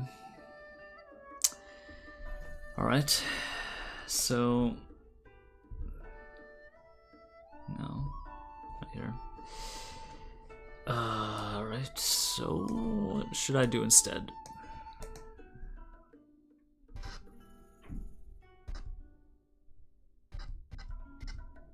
Okay. I'm gonna hold it for 5 frames. Now, I'm gonna go even deeper. 60. This probably still won't be enough.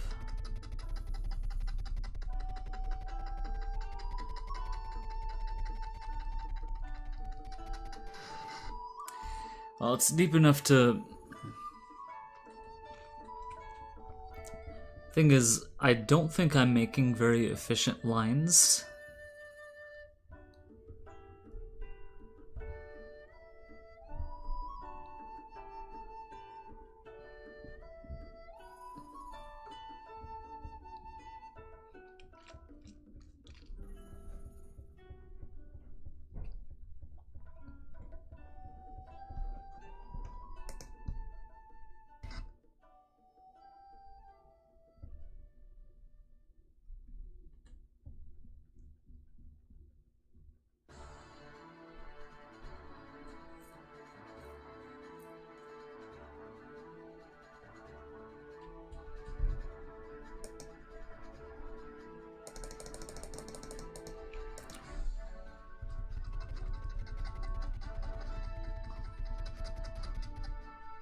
Like, I don't think this line is very efficient.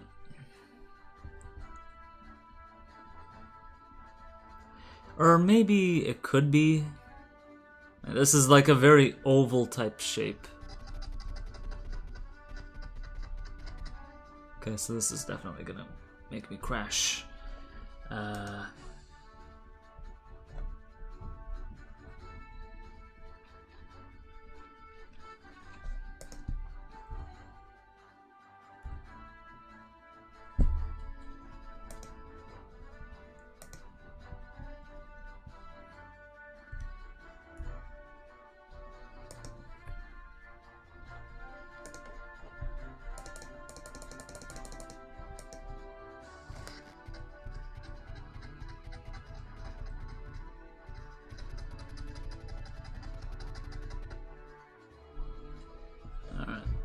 facing the wall right now, so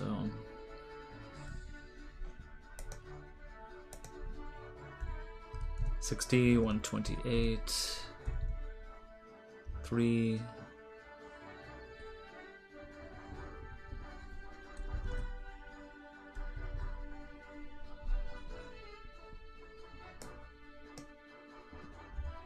$52. Now.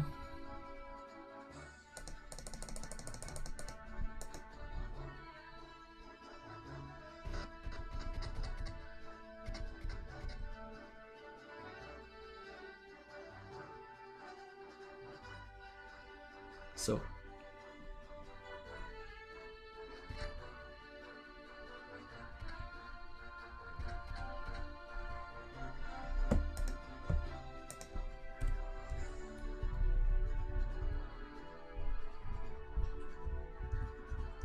So 452 until 480.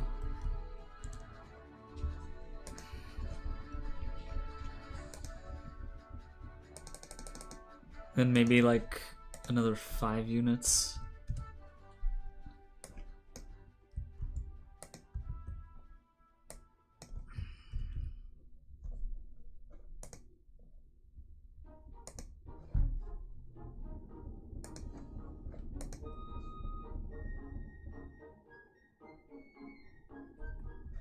For how many frames? 480 until... I'll just say 5 exactly.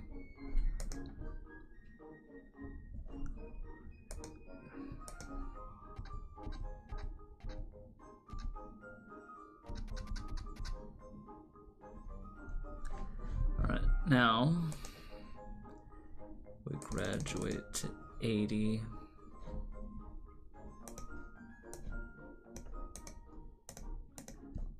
May not be good at this point.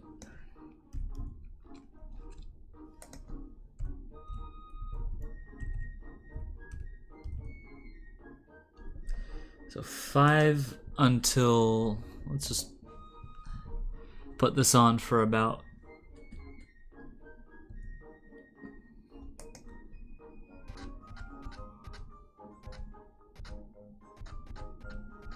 0.2 seconds. Okay.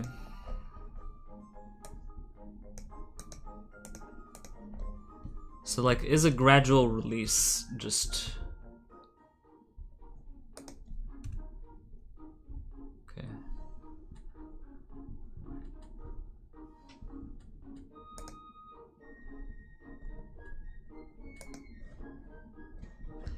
Alright, let's make a save state right here. Slot 7.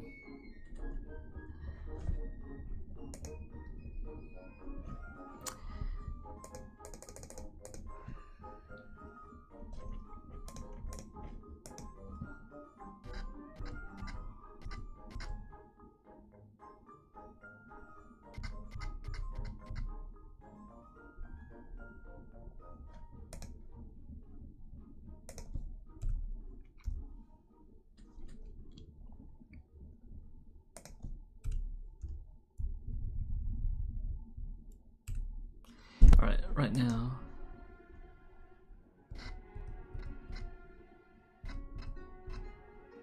Oh, am I grinding against the wall? Looks like I am. Okay. This is a bust.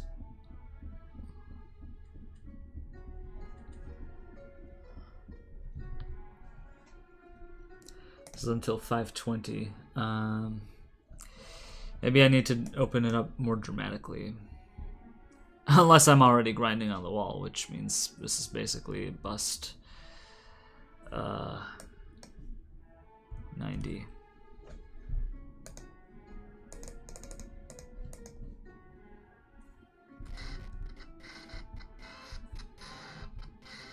Yeah, it's a bust.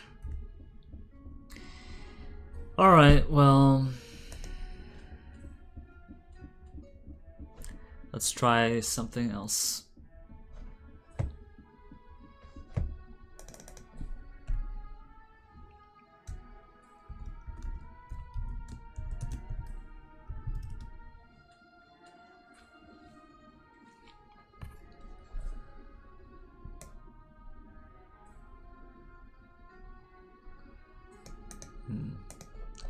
Can we, at the very least, beat 6.5 seconds, which is obviously a very silly time.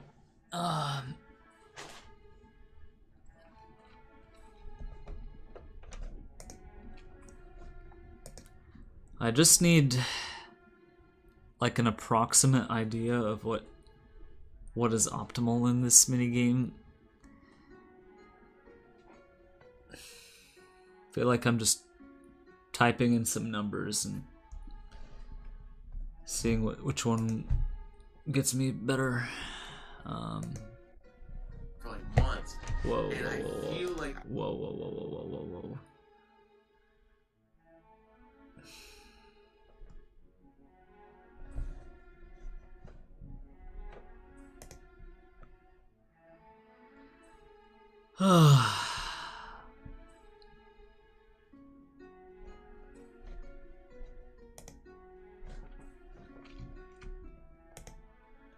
All right, 90, 128.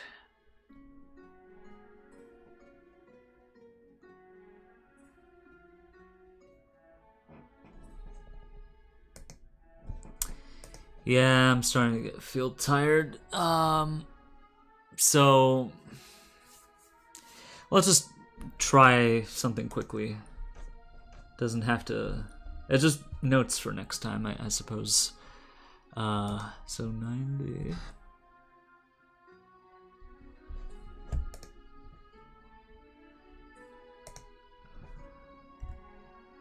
Okay. Let's drop down to 70. Instead of dropping all the way to 60, let's drop down to 70.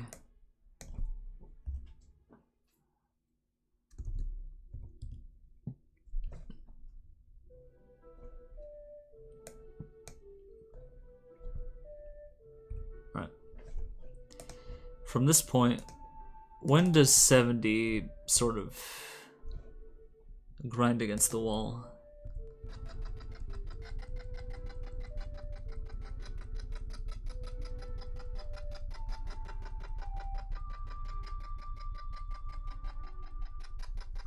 Really, no point.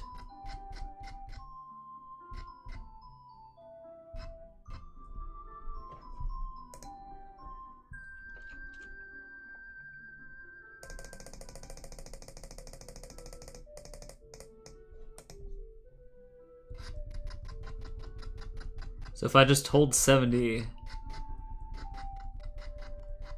I grinding against the wall now? Yeah, I'm grinding against the wall. Alright. And I think when it gets to the inside of the curb. So let's just try different combinations. If I try 70 until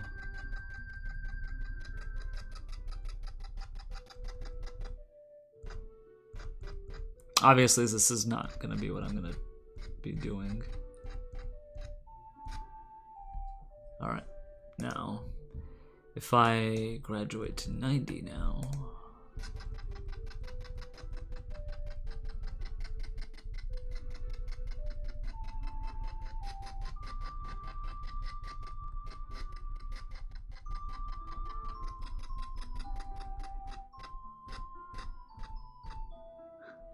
it's like 660. Terrible.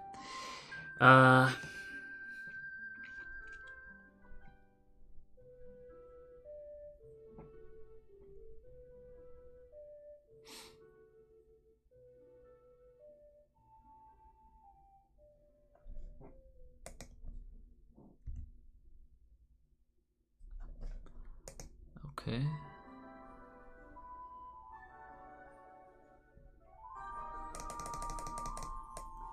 So once again, 70.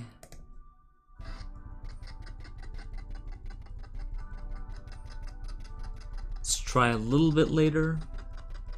Again, this is just a thought experiment.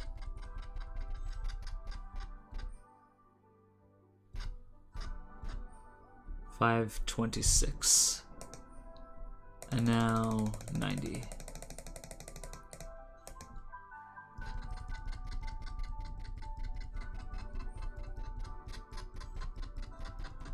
Okay. On the inside of the curb.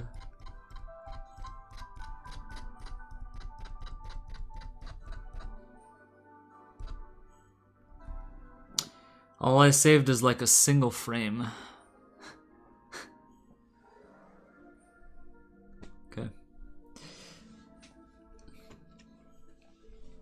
That's like a 658 clearance. So, obviously this is just a thought exercise, but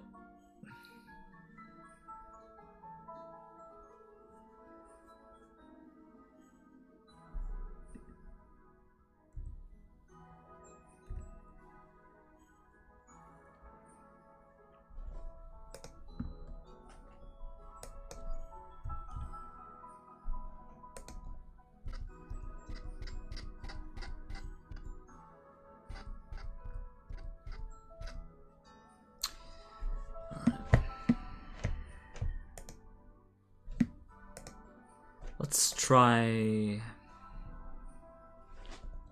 420.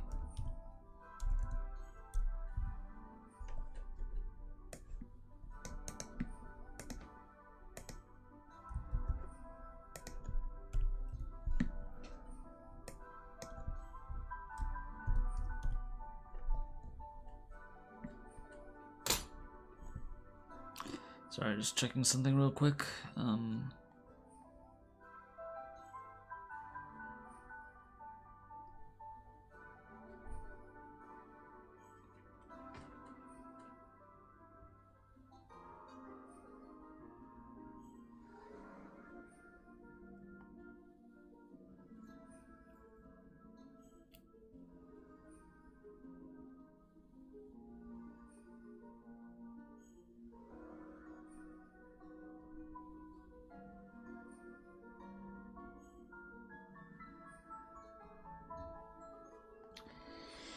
Anyway, yeah, I'm gonna have to wrap up pretty soon. I just want to get through a first lap that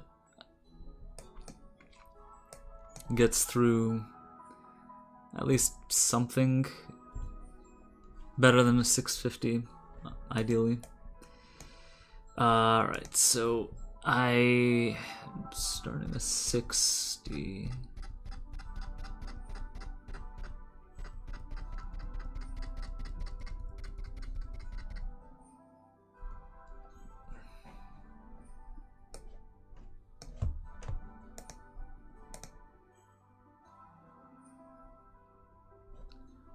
Until 490, and you know, even this has a lot of clearance, so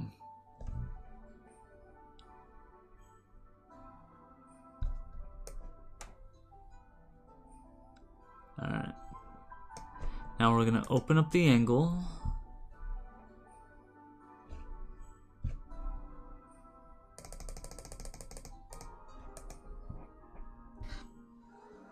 Two, three.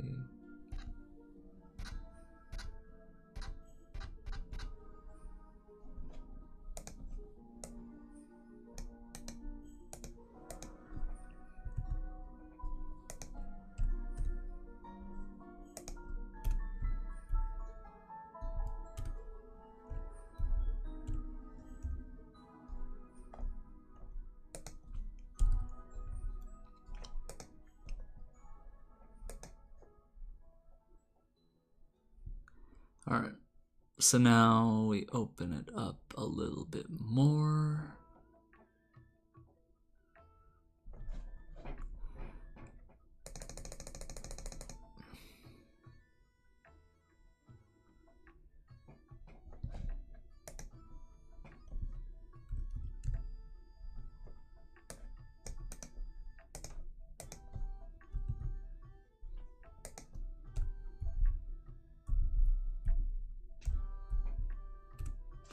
Alright, let's make a save state right here.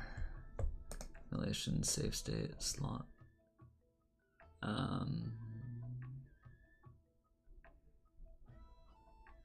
88. Okay. Alright, so 510 until... Let's go with...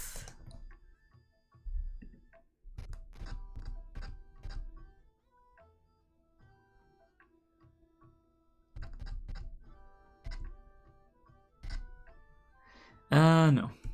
I think that's grinding the wall. Okay. 520. And now we'll go with 90.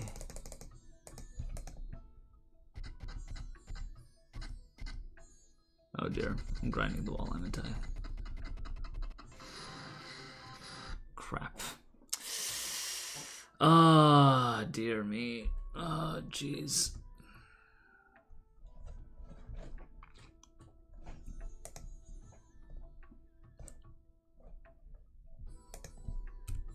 I need something a bit more drastic earlier. So, 90.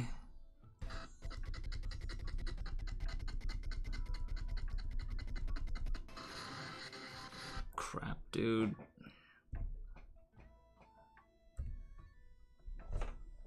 Am I already touching the wall? I might be already.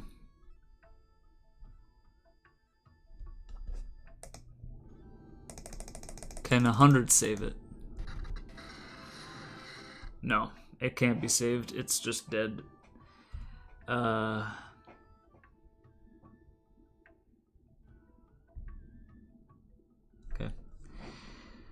Let's try this again. 390.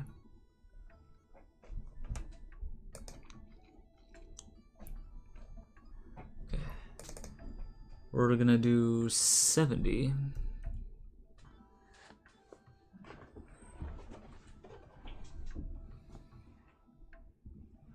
Once again until 420.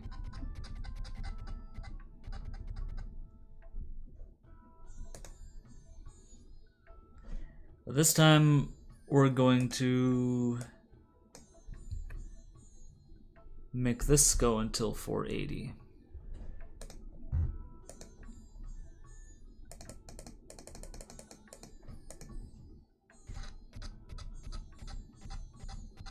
Instead of 490.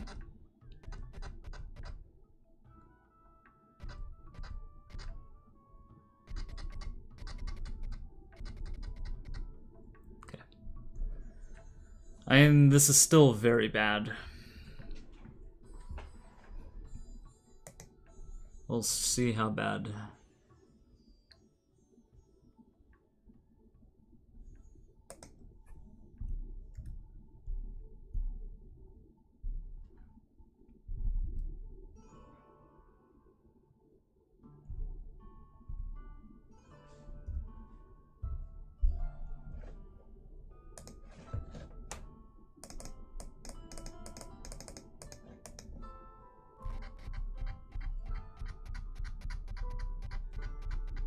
Okay, so once again we're in this position. Emulation to slot what? 8? Make it 7. Okay.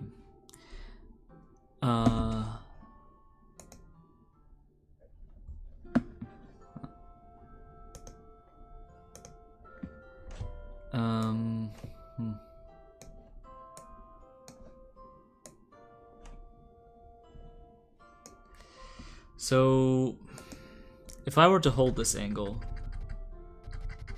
yeah, that's a bump.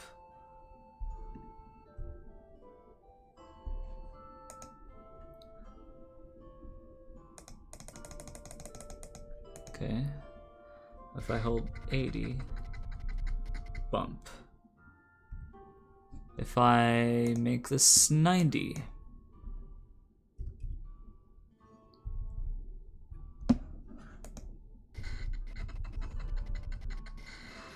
bump. If I make this 100,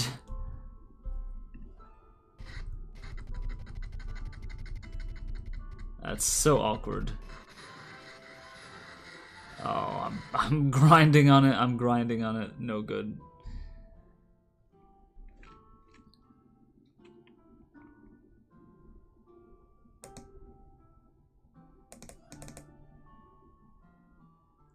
If I make this almost dead center, that's such an awkward angle.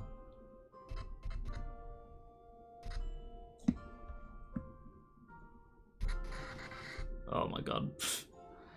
97.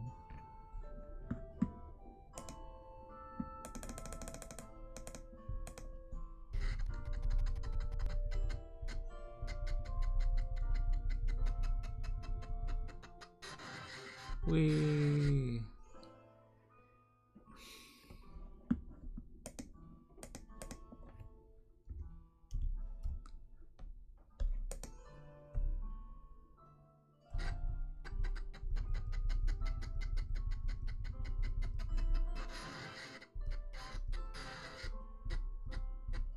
I think that was a bump.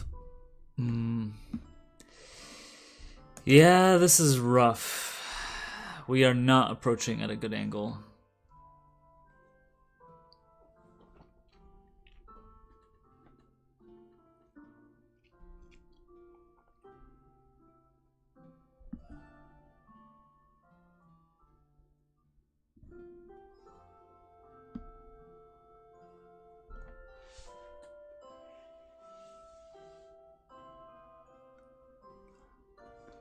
Like, we should probably be... Okay. We're gonna have to redo.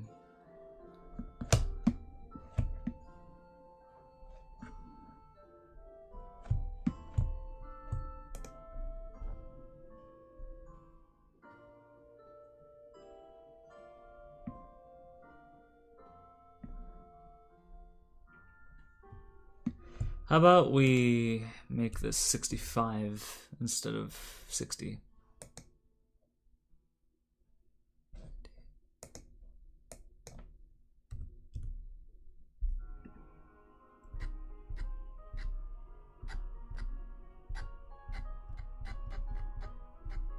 This is still a very bad approach.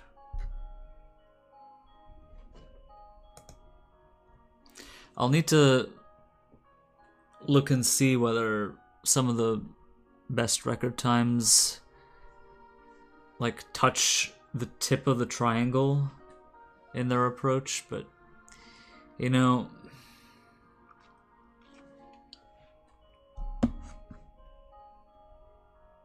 it's difficult to say for sure.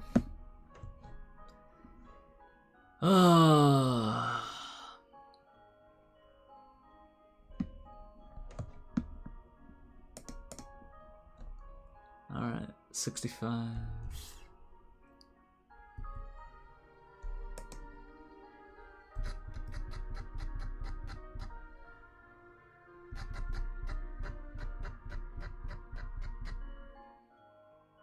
Like, this is so much clearance. This is not even worth considering. Like,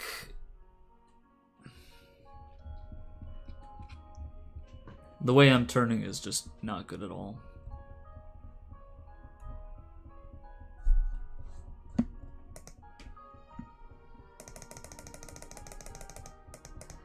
How about we go with something a bit more extreme?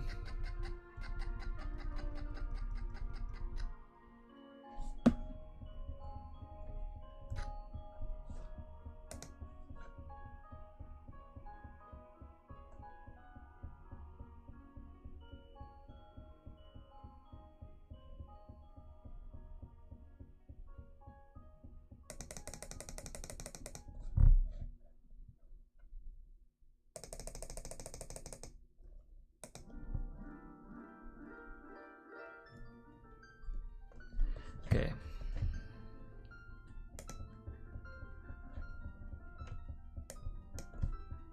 $50 until... Okay.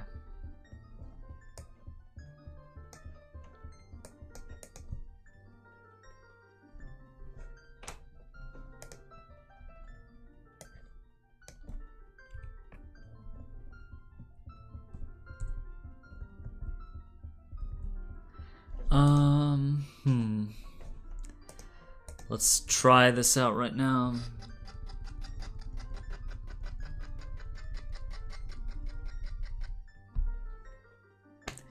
Yeah. I honestly don't know if I'm learning anything from this. I mean, I'm trying something. Like, I haven't exhausted all the possibilities, but if I'm gonna spend all this time trying to task this and not really understand how exactly I should be playing it better, then I'm not exactly sure what the value of this is. Of course, I've only begun to scratch all the possibilities that exist.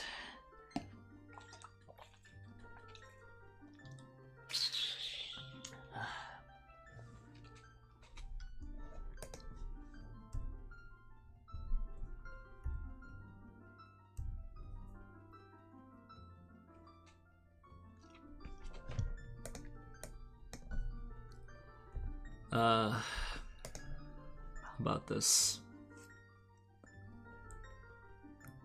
6. Alright, we'll try 60 again.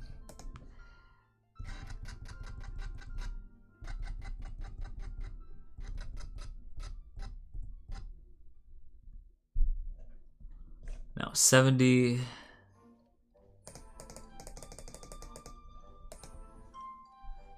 Like for another 0.2 seconds.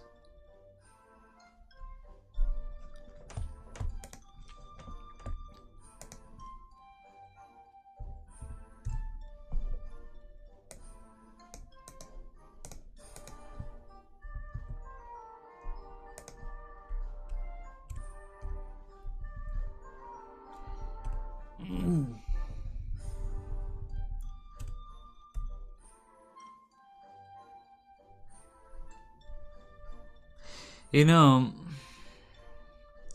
I could just go back to my decathlon tasks and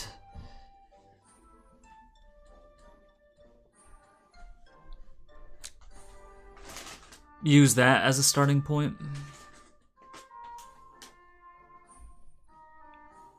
Rather than just starting from scratch. Of course, recording all the values is going to be annoying, but I mean, who knows? I might use that as a starting point.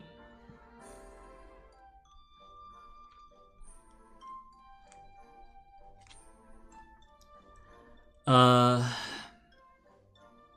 for the moment, 440 until 4.6, okay.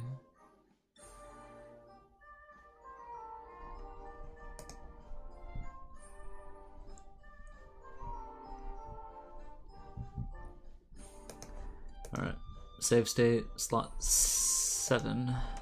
Alright, if I continue with 70,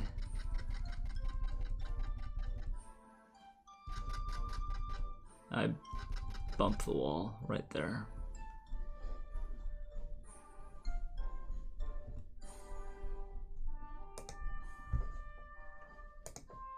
If I go with 75 at this stage,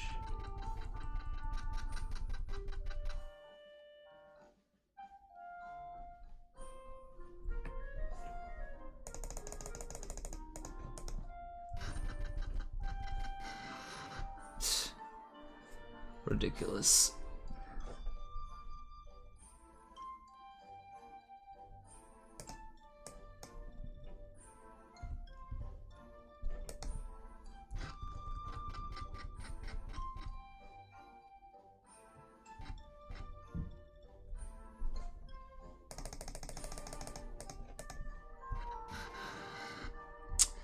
Dang it.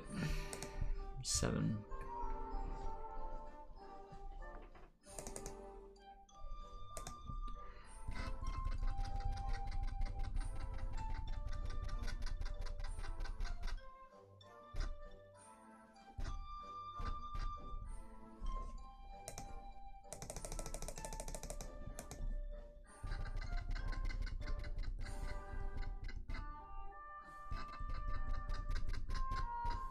Alright, moment of truth. Just as a draft. This is already this is no good.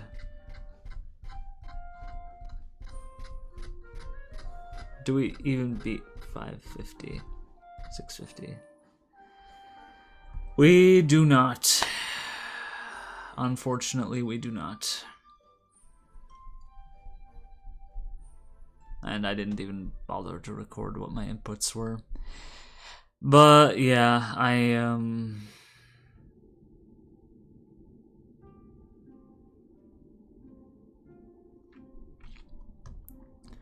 let me just go back to my decathlon task for a moment.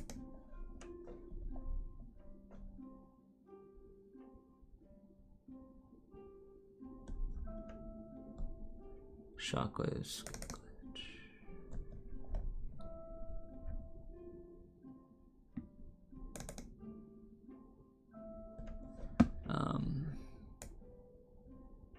So the first lap I get in the TAS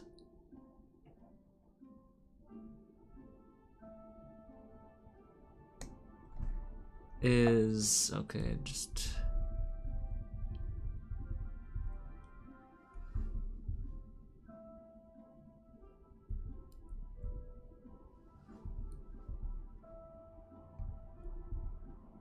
so the first lap I get is like a 5.38 or a 5.4. So 5.38 times 1.2. So in my decathlon tasks, I get a 646 or a 648, which is actually surprising. Like I'm actually kind of surprised that I got so slow of a first lap. Just out of curiosity, my second lap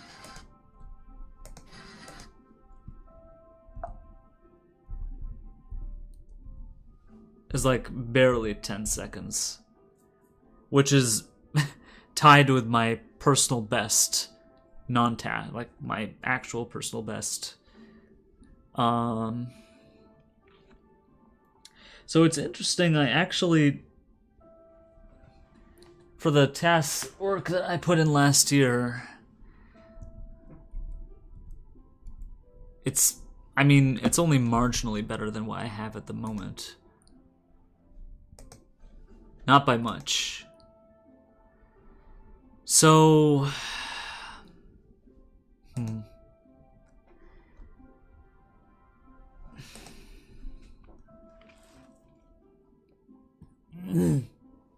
obviously it's disappointing.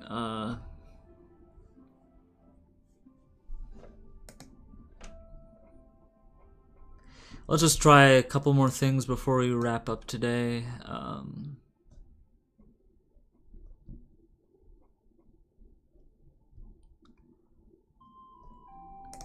If I try like 80 at this stage.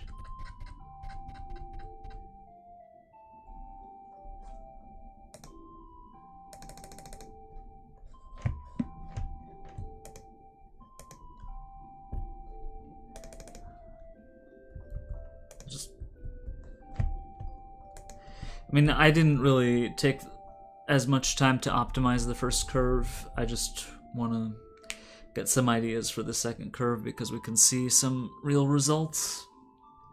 Of course, the triangles on either side serve as good splits. Okay.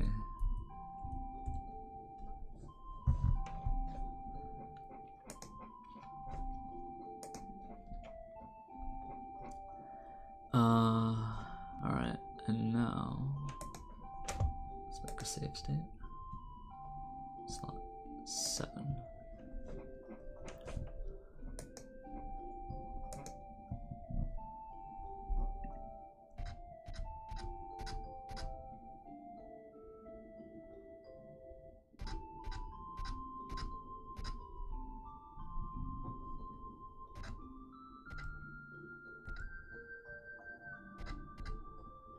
Alright. So 85. From 490. This is 85 until 520.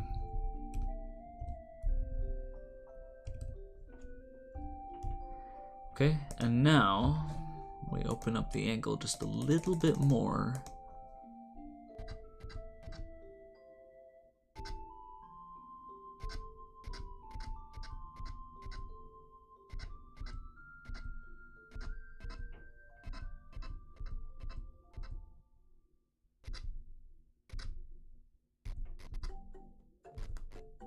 Right, 570.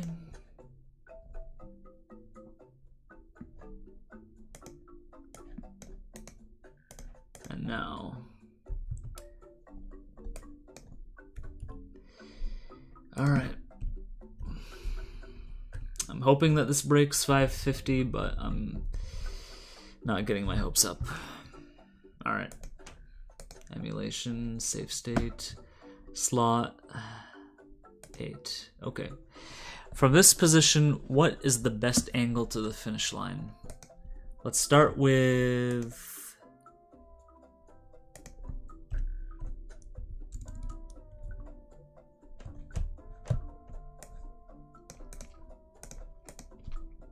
Let's try a bunch of different angles for the last little stretch, okay? So how about we start with just plain old 90. Oh my god, this is way too wide.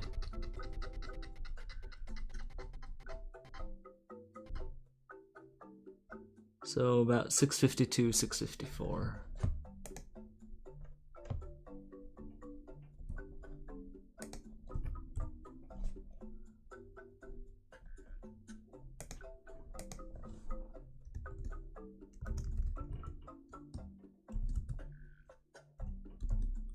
$652.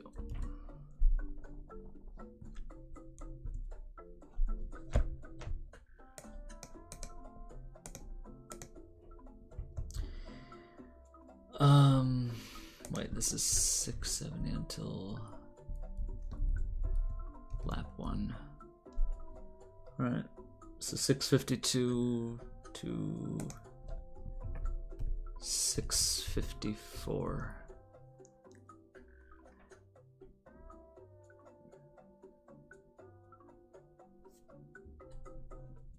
Okay.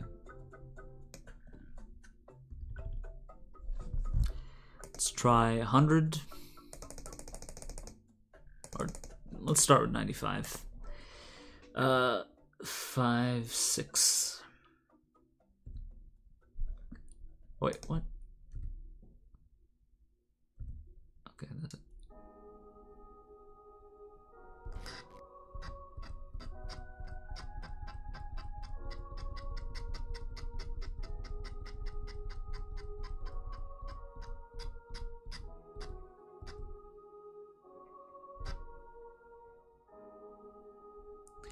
Like, I am way too wide.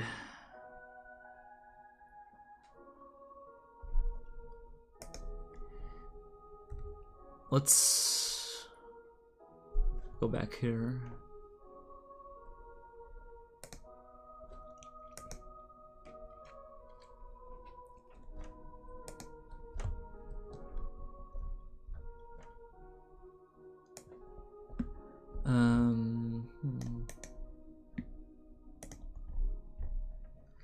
You know, sooner or later I might learn something.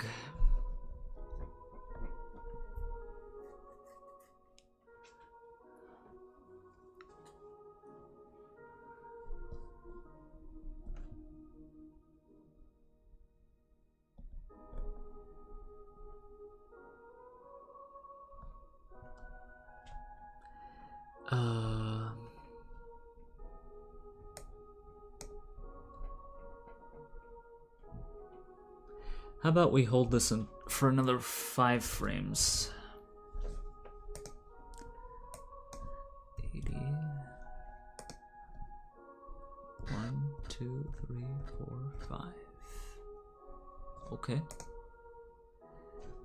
So now we do the same thing as before.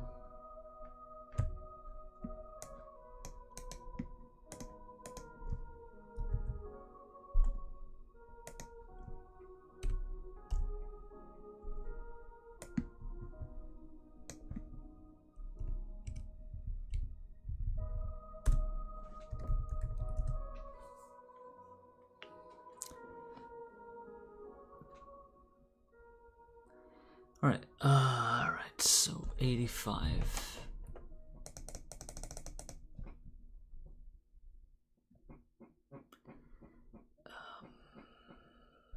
So before I had it go for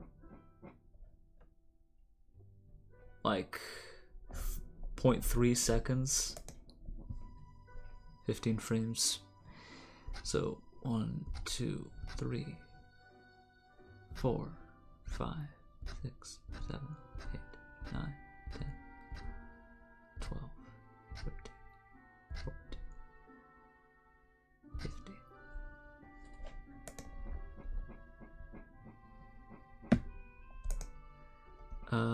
Maybe a little more.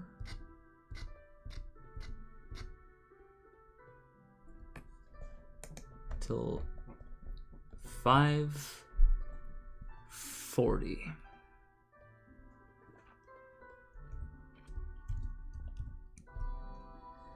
All right. Movie.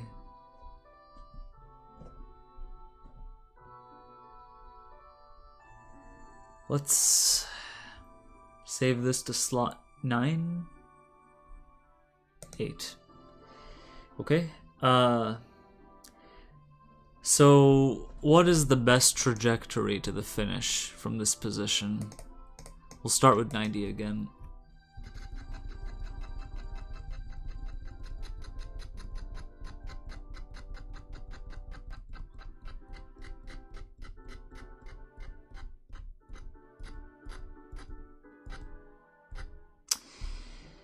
Yeah, no improvement. I'm basically stuck at 652, 654. Very unfortunate. Very, very unfortunate. Alright, well, I'm really tired. I got some data. Well, before I end, let's just try a few other angles.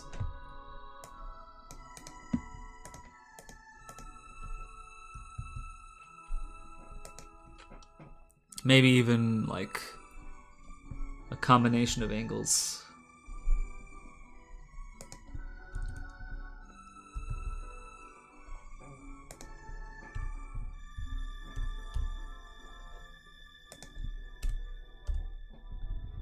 Alright.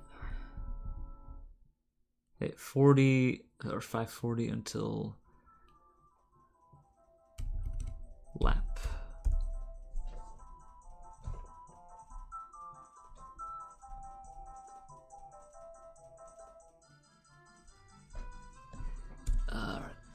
Result, we'll just write this down. 652, 654. Alright.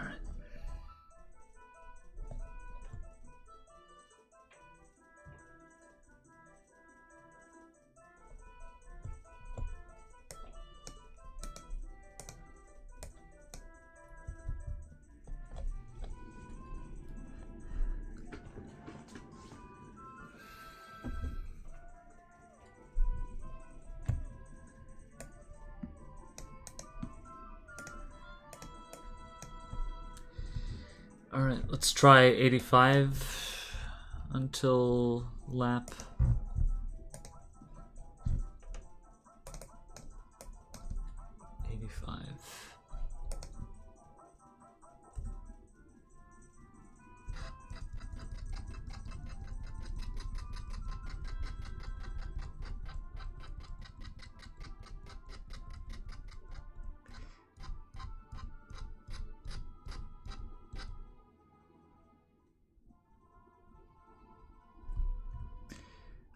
It's difficult to see. The timer is in the way.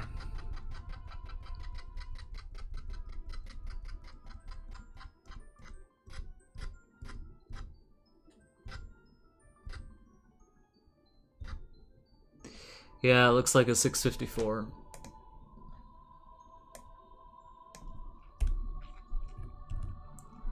Okay, let's try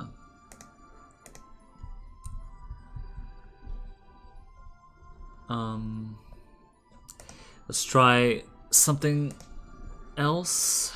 How about 8?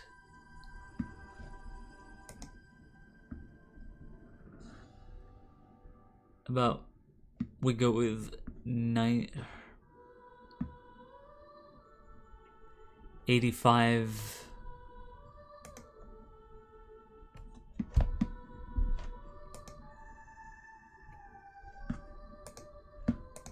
$85. 1, 2, 3, 4, 5, 6, 7.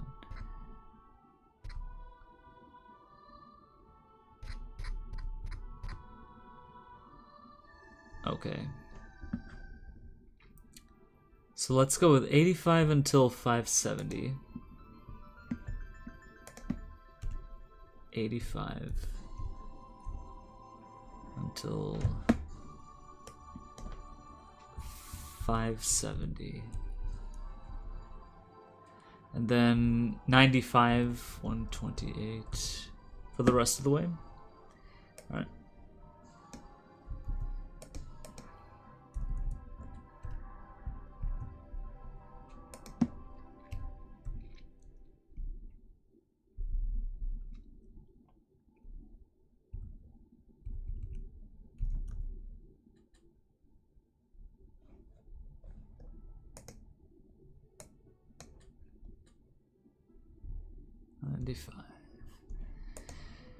Alright, here we go. Bridge. I think I'm too wide, but I'll have to look at different.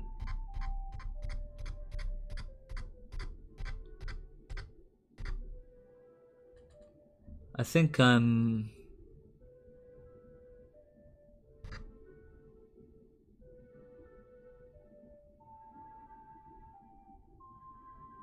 like at 654, I'm definitely past the line. So that might have been like a 650. It's really difficult to judge. But I think that was just like slightly faster. 650, 652. I'll give it that. Well, this is still much slower than what I would like. I'm trying to gun for something in the range of, well, at least below 630. So, lots of figuring out to do, but it'll have to come on a different day. So, I will be done right there for tonight. You know, you would think that with the tasks you have infinite possibilities, but you know, 650 is slower than what I can actually do in real-time play. So it's not easy trying to find out what's the best. It's just like infinitely many possibilities. But yeah, this is the first time I've tried something like this, and I don't know how often I'll do it. You know, it definitely gave me a chance to have a good conversation, but you know, I don't know if it was the most productive session. I think having it as a stream what makes me focus on it. You know, if I'm not streaming it, I might be distracted. I might do whatever. So, at least I've got some data acquired if I want to actually seriously pursue this. So, it's a first step towards a much greater challenge. So with that, I will hopefully I'll be closing out this session. If you're watching this, thank you, and I will see you next time. Bye bye.